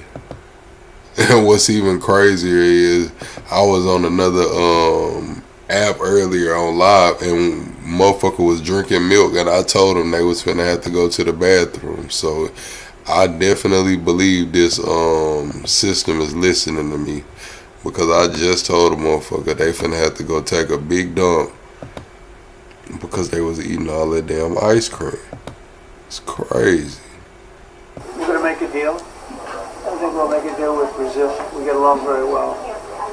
We met just before I found out that they turned off my teleprompter at the United Nations. And I walked up, I had no teleprompter. I just shaked up. I then got up, and they were introducing me, and I see all the leaders, 158 leaders, and I noticed... Nah, chat, I got YouTube Premium. Let me skip to the right part. I got YouTube Premium, but I was just on the wrong account. I had to get to the right account that got YouTube Premium. Probably come. Y'all know I got like 6 channels, right? I got like 6 channels, man. The one of the backup channels is coming up on 1,000 subscribers. We need to get that motherfucker to 1K, man. Pretty quickly. We know each other. We know what each other wants. I think we'll come to a conclusion. I think we'll come to a lot of conclusions this week. This has been a very big week. We concluded a war just now. We just had the official signing. And thank you. That's actually why we came here. Thank you, Curious. We had Cambodia and Thailand and really lots of others. We've done 8, and we're looking to do number 9, which would be Russia and Ukraine. So we've done a lot of work. Please go ahead. What are y'all feeling about Mr. Bolsonaro, Mr. President? Well, I've always liked him. I feel very badly about what happened to him. You know, I've always thought he was a straight shooter, but he's gone through a lot. Is this on the agenda today? He's gone through a lot. Is this on the table today? It's none of your business. What about China, Mr. President? Are you concerned about Brazil's relation with China and its privilege? No, I think we're going to do well with China. I think we're going to have a deal with China. We meet, as you know, in South Korea with President Xi. I think we're going to have a good deal with China. And they want to make a deal, and we want to make a deal. We've agreed to meet. And we're going to meet then later in China, and we're going to meet in the U.S. in either Washington or at Mar-a-Lago, Palm Beach. So, I think a lot of these talks when we meet, we've done a lot of discussions before we meet. We've done discussions with Brazil. So I think we're going to end up having a good deal for both countries. So he said he finna have the meetings at Mar-a-Lago. You know, we just covered that video where dude said there wasn't no black people. He ain't never seen no black people at Mar-a-Lago. So Trump said he finna have a meeting with the Brazilians at Mar-a-Lago. So he probably does take meetings at Mar-a-Lago. So it's probably been a few black people over there. I know these people are Brazilian, not black. I'm just saying. China, that's going to happen, and we have other deals. You know, we have Japan, we have South Korea, we have a lot of meetings. But people seem to be very interested in China. I think we're going to have a very fair meeting with China. Yes. Can you leave some of the targets today on Brazil? Yeah, we can do things fast. We move quickly. We're very nimble. We're very nimble. Do you plan to discuss the situation? Not you again, please. Is there a deadline? Go ahead, please. Yeah. Are you discussing your actions in Venezuela today? Is there anything you're asking the Brazilians? I don't think. Thank you, James. Venezuela. They're not involved with Venezuela. They're not doing what Venezuela. You know, I would discuss if they want to. I'll discuss it, but no, I don't think we're going to be discussing it. Yeah, please, in the back. Besides Bolsonaro, is there anything that Brazil can offer to improve relations with the U.S.? We're going to find out in probably 15 minutes. It'll go very quickly. They can offer a lot, and we can offer a lot. It's good. Thank you, James. Countries, please. Mr. President, with you in Asia making all of these deals in China's backyard, what should they take away from the strong U.S. presence in this region? I don't don't think they should take away anything. I think we're going to have a good deal with China. I think we're going to make a deal. It's going to be great for China, great for us. I mean, we have a lot of things that are good for both. And we know pretty much, we've been dealing with China. We don't just meet in a vacuum. We've had a lot of discussions, Jameson, Scott, Howard, Marco, and different things. Trump said if Kim Jong-un want to meet while he doing his Asia tour, that he's down to meet with Kim Jong-un during his Asia tour. Chat, we're 25 likes away from 200 likes, and we're 25 subscribers away from the next sub goal. Double tapping the screen is how you support the channel for free. Discussions with China. We have with Brazil too. Yeah, this definitely on a plane. You can't tell how the camera's shaking. Trump's on his Eurasia tour right now, and he met with Qatar's leader too. He had the Qatar leader on Air Force One. We're gonna watch them meeting next too. Trump's taking meetings on this plane. Into the room like with no knowledge. We're walking in with great knowledge, and the meetings don't even have to take that long. Frankly, we know. It might not be on a plane then. I don't know. Maybe the cameraman just whatever. We are, and we know where they are. Eu queria sugerir que vocês fizessem a entrevista depois da reunião. I would like to suggest that the press will continue the interview after the meeting. Depois da reunião, o presidente quer falar, não quer falar. Porque nós temos pouco tempo e daqui a pouco o tempo se perdeu porque nós ficamos conversando com We don't have much time and we'll waste time or lose time talking with the journalists, so we have a lot to talk. Se vocês tiverem paciência, vocês saberão o resultado da reunião. If you have patience, you'll know the results of the meeting. Se ficarem agoniados, vocês vão saber apenas suposições nossas. You're going to hear the new things that will come out from the meeting. So I suggest they're not great questions today, I must say. They're sort of boring questions. But we'll see you later. Thank you very much.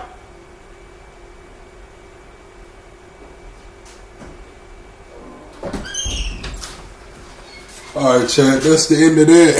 Oh, we finna get into the next one, man. Let me find the other one right here right quick. Trump guitar playing.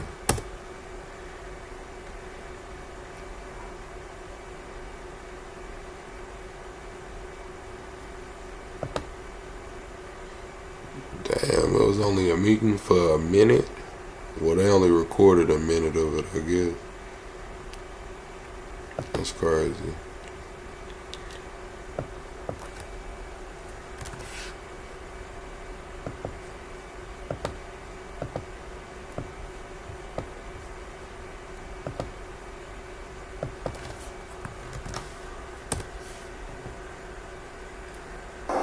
I'm starting because you're in my country, so I want to welcome you, Mr. President. And as soon as I found out that he's coming to refuel, I said, I'm not going to allow him to take off unless I come and say hello to him. So thank you very much, Mr. President, and it's always great seeing you. Well, the Emir is one of the great rulers of the world, not just the Middle East. He's been loved and respected by his country. I don't know what's more important, being beloved or respected. Both. You have a preference? Because you have both. You're one of the few. And the Prime Minister has been my friend and a friend to the world. And we've done a lot together in the last, especially in the last year. What we've done is incredible. Peace to the Middle East. And they were a very big factor in it. So I just want to thank you. I was thinking, we're landing here, we're going to fuel up, and it's such an honor to have you on the plane. I know you don't do this often. Never first time. I don't think he's ever done this, actually. But it's an honor. We have a great, he's a great ally, they are a great ally, and these are two great men. And as long as we're together and you have those cameras rolling, I want to just say we express our thanks. And you have a safe Middle East right now, and you're going to keep it that way for a long time. For a very long time. Thank you very much, everybody. Appreciate it. It's a great honor to have them on the phone. Alright, chat, I just pinned the phone number, man. If anybody wants to call in, we'll take a couple calls. We'll take a couple calls right quick, man. Let's see. Oh shit, Trump in Japan. It's supposed to. He already in Japan. Let's see.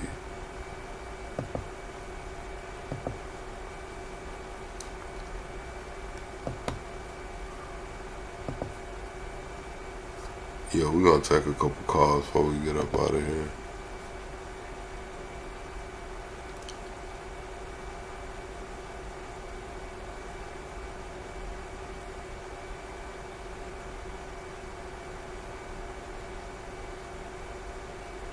Yeah, they talking about the hurricane finna flood Jamaica and Haiti. Alright, we got this right here. While we wait on somebody to call in. I haven't seen this one either. Double tap the screen, shut a live out, chat. Wood.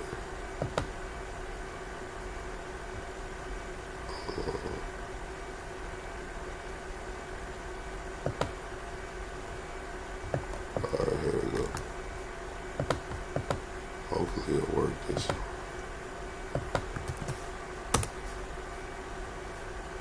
Exciting because we did something that a lot of people said couldn't be done, and we saved maybe millions of lives on this one peace deal itself. And I'll tell you what makes me so happy is the two countries we're dealing with, and the third that helped so much. I appreciate so much. Maybe it couldn't have been done without you, but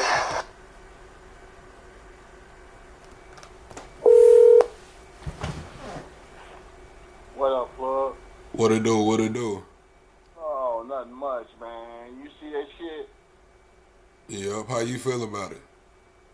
Oh, man. They dividing on. They finna stab Venezuela in the back. Brazil finna grab some of that land, some of that oil land from Venezuela. If you look at them, I think it was about 3 years ago, they was having border clashes. Brazilian soldiers.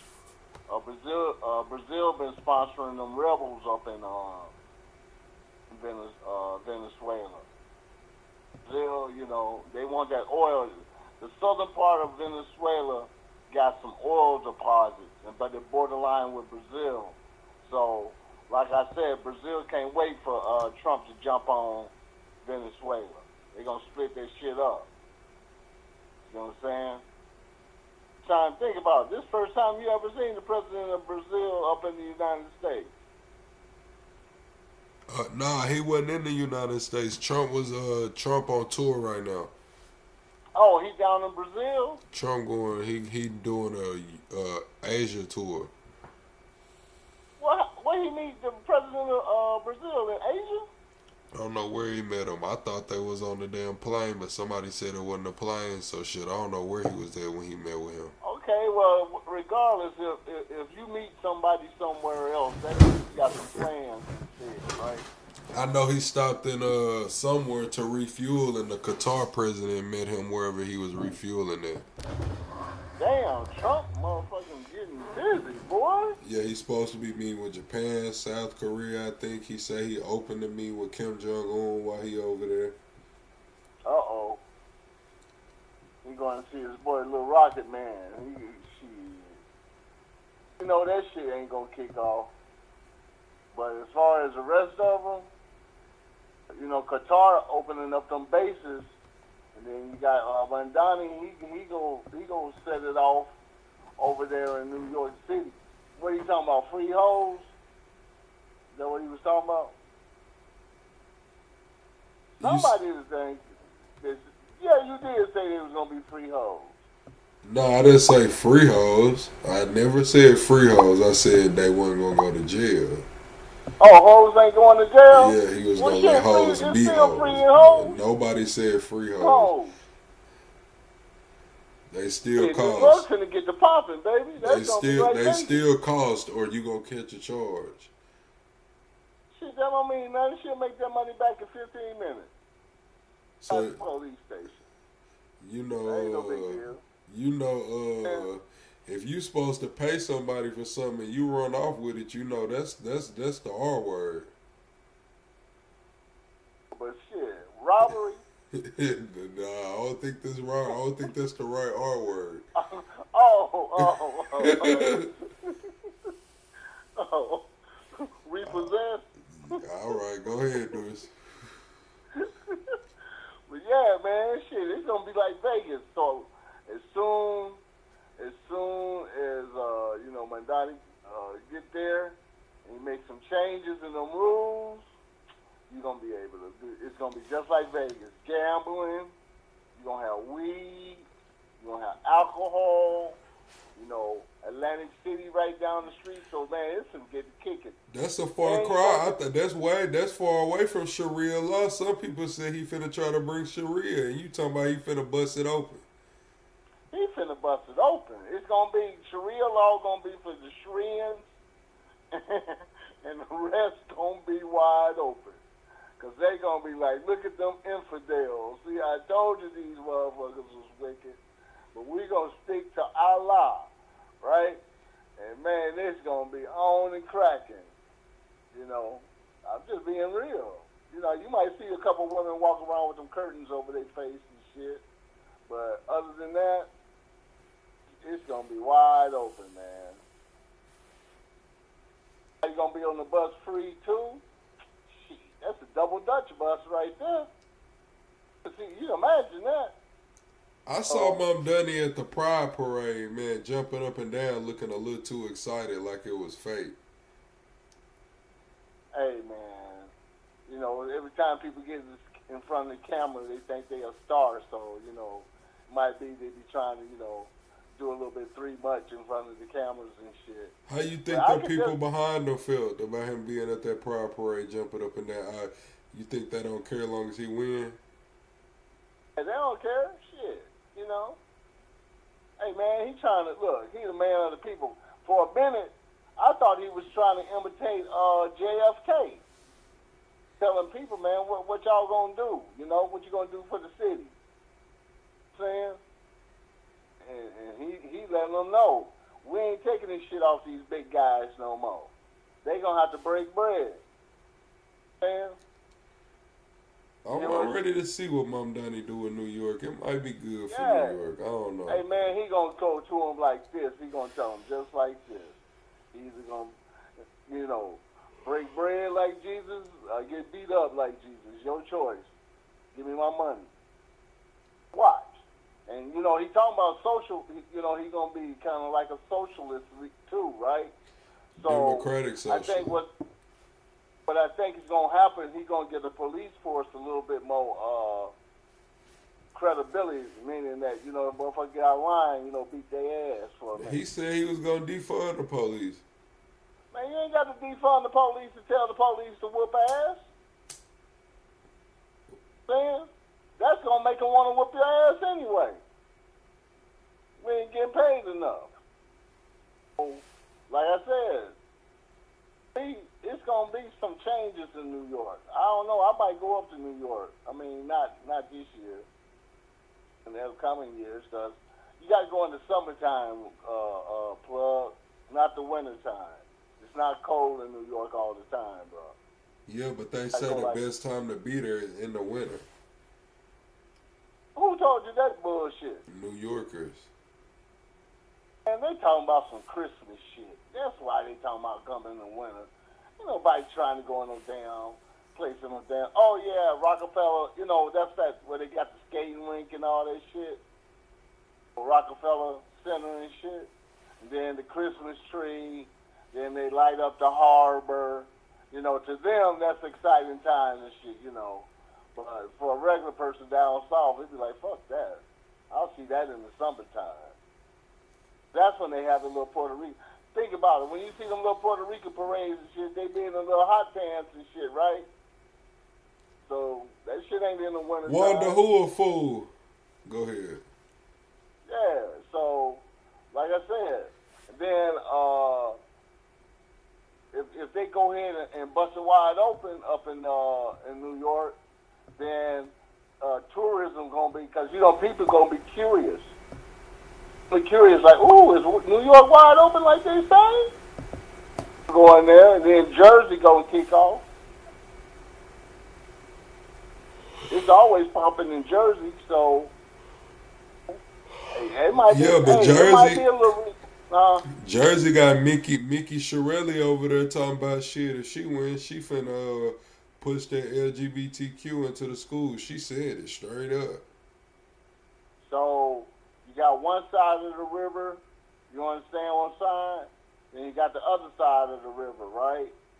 Yeah. On one side, they talking about recruiting them to the LGB, and then on the other side, they gonna be full-fledged, flaming LGB, right? So that shit gonna kind of like, you know, I'm not saying it's gonna be wicked. I'm just saying it's gonna be wide open. That's all I'm saying.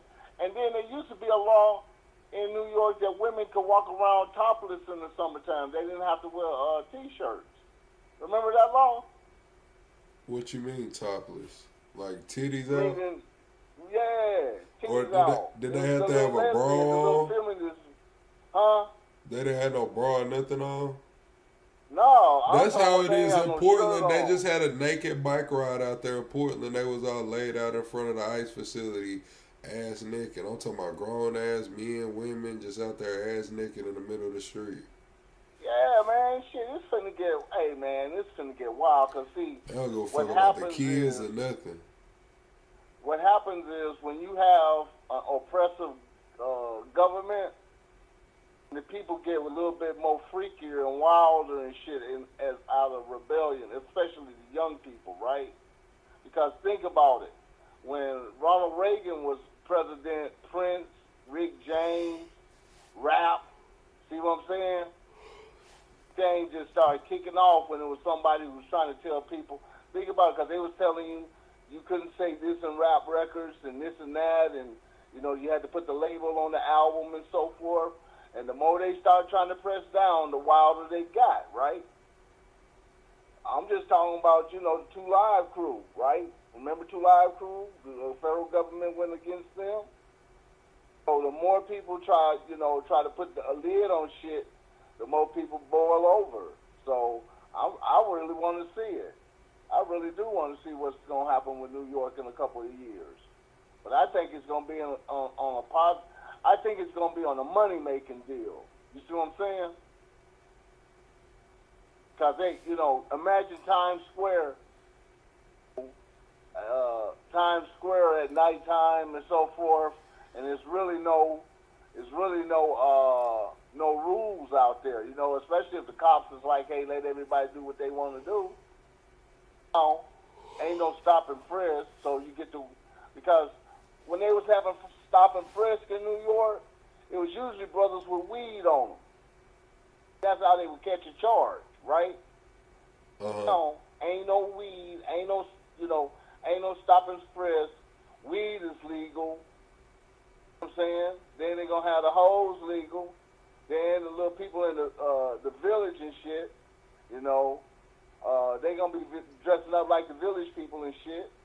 So I think it's gonna be kind of cool out there. I mean, that's what I'm saying. I'm interested in going out there just to see what they'll say. But in a couple of years, because I need it to simmer a little bit. First year they're gonna be shy, but the second year they're gonna bust out. What else is on the menu? Shit, we talked about a lot. You came in late though. We was already like an hour. Hey man, I've been out in the oil fields. That's why you all ain't heard from me. Told you I'd be up in Ventura, man. Fuck. Hey man, my girl seen a motherfucking mountain lion, right? She was gonna take out the trash, and luckily she turned on the light. She said as soon as she turned on the light, I guess it scared the mountain lion and it ran across the deck. She said that motherfucker was big as a man. I said, yeah, I told you, man. Some shit out there. She talking about she wanted me to stay out there. I'm like, you got me fucked up. I ain't going out there. Your big shit ain't grabbing me. That's what I know. That's some shit out there, boy. Got 50 acres, number oil wells on these shit. Damn. That's that old money. But anyway, so, like I said, you seen the price of gas went down, right? Hell yeah, I just rolled by a spot, man. Gas was under $2.20. Hey man, the oil companies, hey, the oil companies is like, yeah, we got this shit got popping. This Venezuela oil finna come in there. Because it's the holidays too. So, you know, the oil prices got to go down so that you can have money to buy Christmas presents. Have you ever noticed that? Hell no, that should be, actually gas should be getting higher where I'm from around the holidays because they know everybody traveling. The opposite here in California, shit, that gas be cheap as a motherfucker. It's $4.09. It might be cheap like leading up to it, but like the week of, that should be high as a motherfucker. Oh yeah, that's because the airlines company be using jet fuel, so they consume a lot. You know, it has to be more concentrated with the gasoline. So for jet fuel, you know, that's got to be like 300 octane for that shit to burn. So they use up more. But but until like Thanksgiving is gonna be popping, even though people ain't gonna have no EBT card, I want to see what's gonna happen when people need them damn groceries for Thanksgiving. Why the fuck you want to see what that? I don't want to see what this like, man. I hope they get the government back open. Man, I hope this shit get buck wild. I hope these motherfuckers get to shooting and looting. Serve Trump right. Why, Dorsey? Cause, man, shit, you fucking with people groceries, you fucking with people money. People gonna put up with so much shit, but then when it's time for the traditions, because Thanksgiving is a tradition. So that's right? Trump's fault. And then Christmas, and hey, I'm keeping it 100, plug. I got a partner, right? He's a security guard, right? He Navajo Indian, right? He said, man, where he at SK, that's supposed to be like a little hoity-toity type grocery store out here in L.A. on the west side of the valley. He said, man, them motherfuckers is pickpocketing and shoplifting already. He said, man, they going and they snatching them old ladies' purses and shit in the grocery store. It's and shit going up in their wallets when the old lady walk off. That's because y'all ain't got no guns like that. Then steal your gun. Shit, these people, see, Plug, you don't understand, man. These immigrants out here just ain't them regular immigrants. See, you know, most people be like, well, immigrants is Mexicans. No, not in L.A. Them motherfuckers is from the Middle East. And I was send one of them motherfuckers upstairs, man, by my motherfucking groceries. Ha! I send their ass to the upper room. Ha! Shit, well, it's gonna be a lot of upper rooms, man. I wouldn't give a fuck. These motherfuckers finna get, but hey, now I'm being honest with you, you know, I'm over here by the Topanga Canyon Mall, right? So, you know, they be having, hey, they got a Neiman Marcus, they got a Gucci, they got Louis Vuitton, they got all that, right? Yeah. Man, my girl go in there sometimes pretend like she's shopping. She just like to walk around and shit. You know, damn well she can't afford a damn thing in there, right? Right. But she go in there. So I be in the parking lot smoking weed, right? Because I'm not going up in that bitch, you know. So, man, I be seeing motherfuckers walking out. I seen this one bum lady. She went out there with a whole leather motherfucking jacket. Then she changed her disguise, put a green scarf around her head and walked off, right? You could tell because she just towed the tags as soon as she got outside the door with it.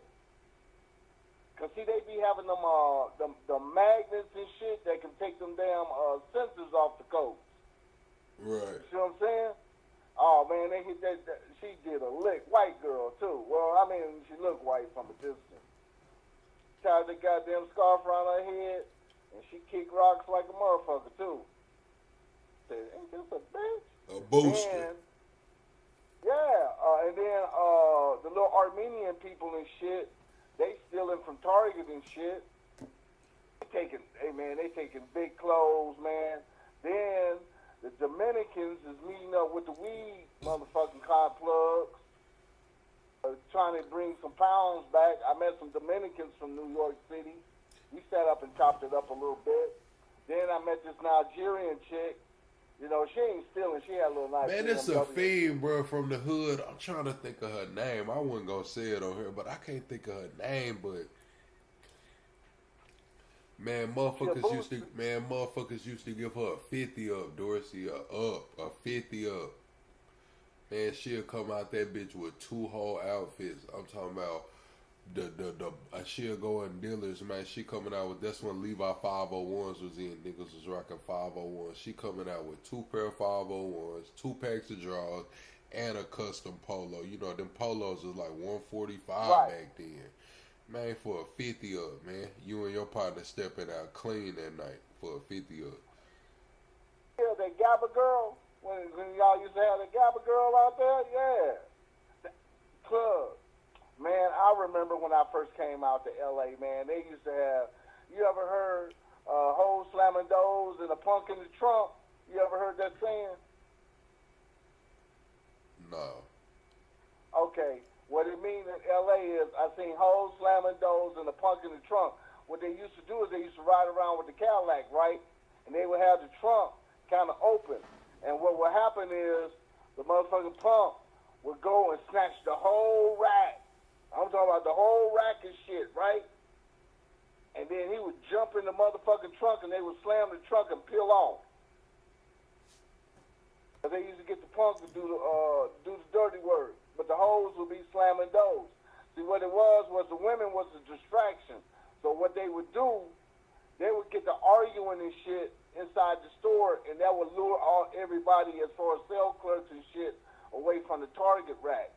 So then as soon as the sales lady go over there, the punk just flashed the whole motherfucking rack, jump in the trunk.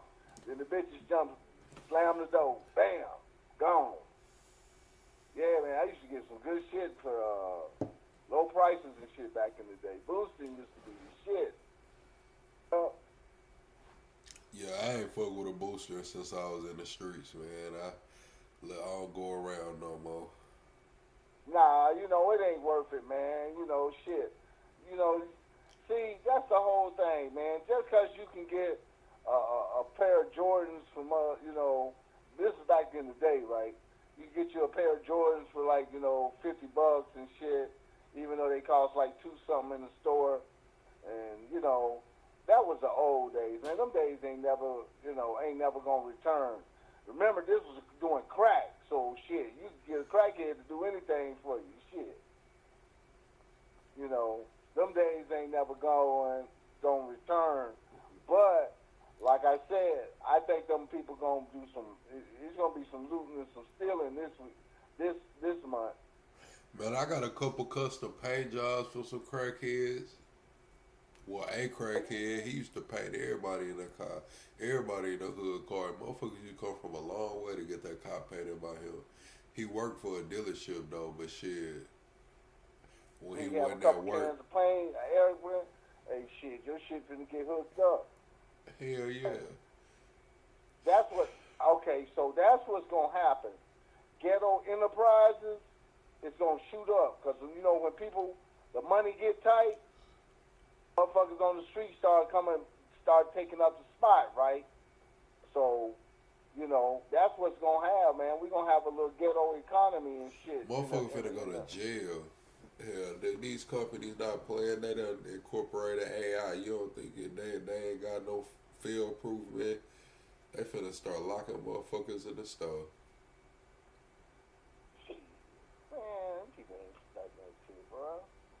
You ain't been seeing them locking folks in these gas stations?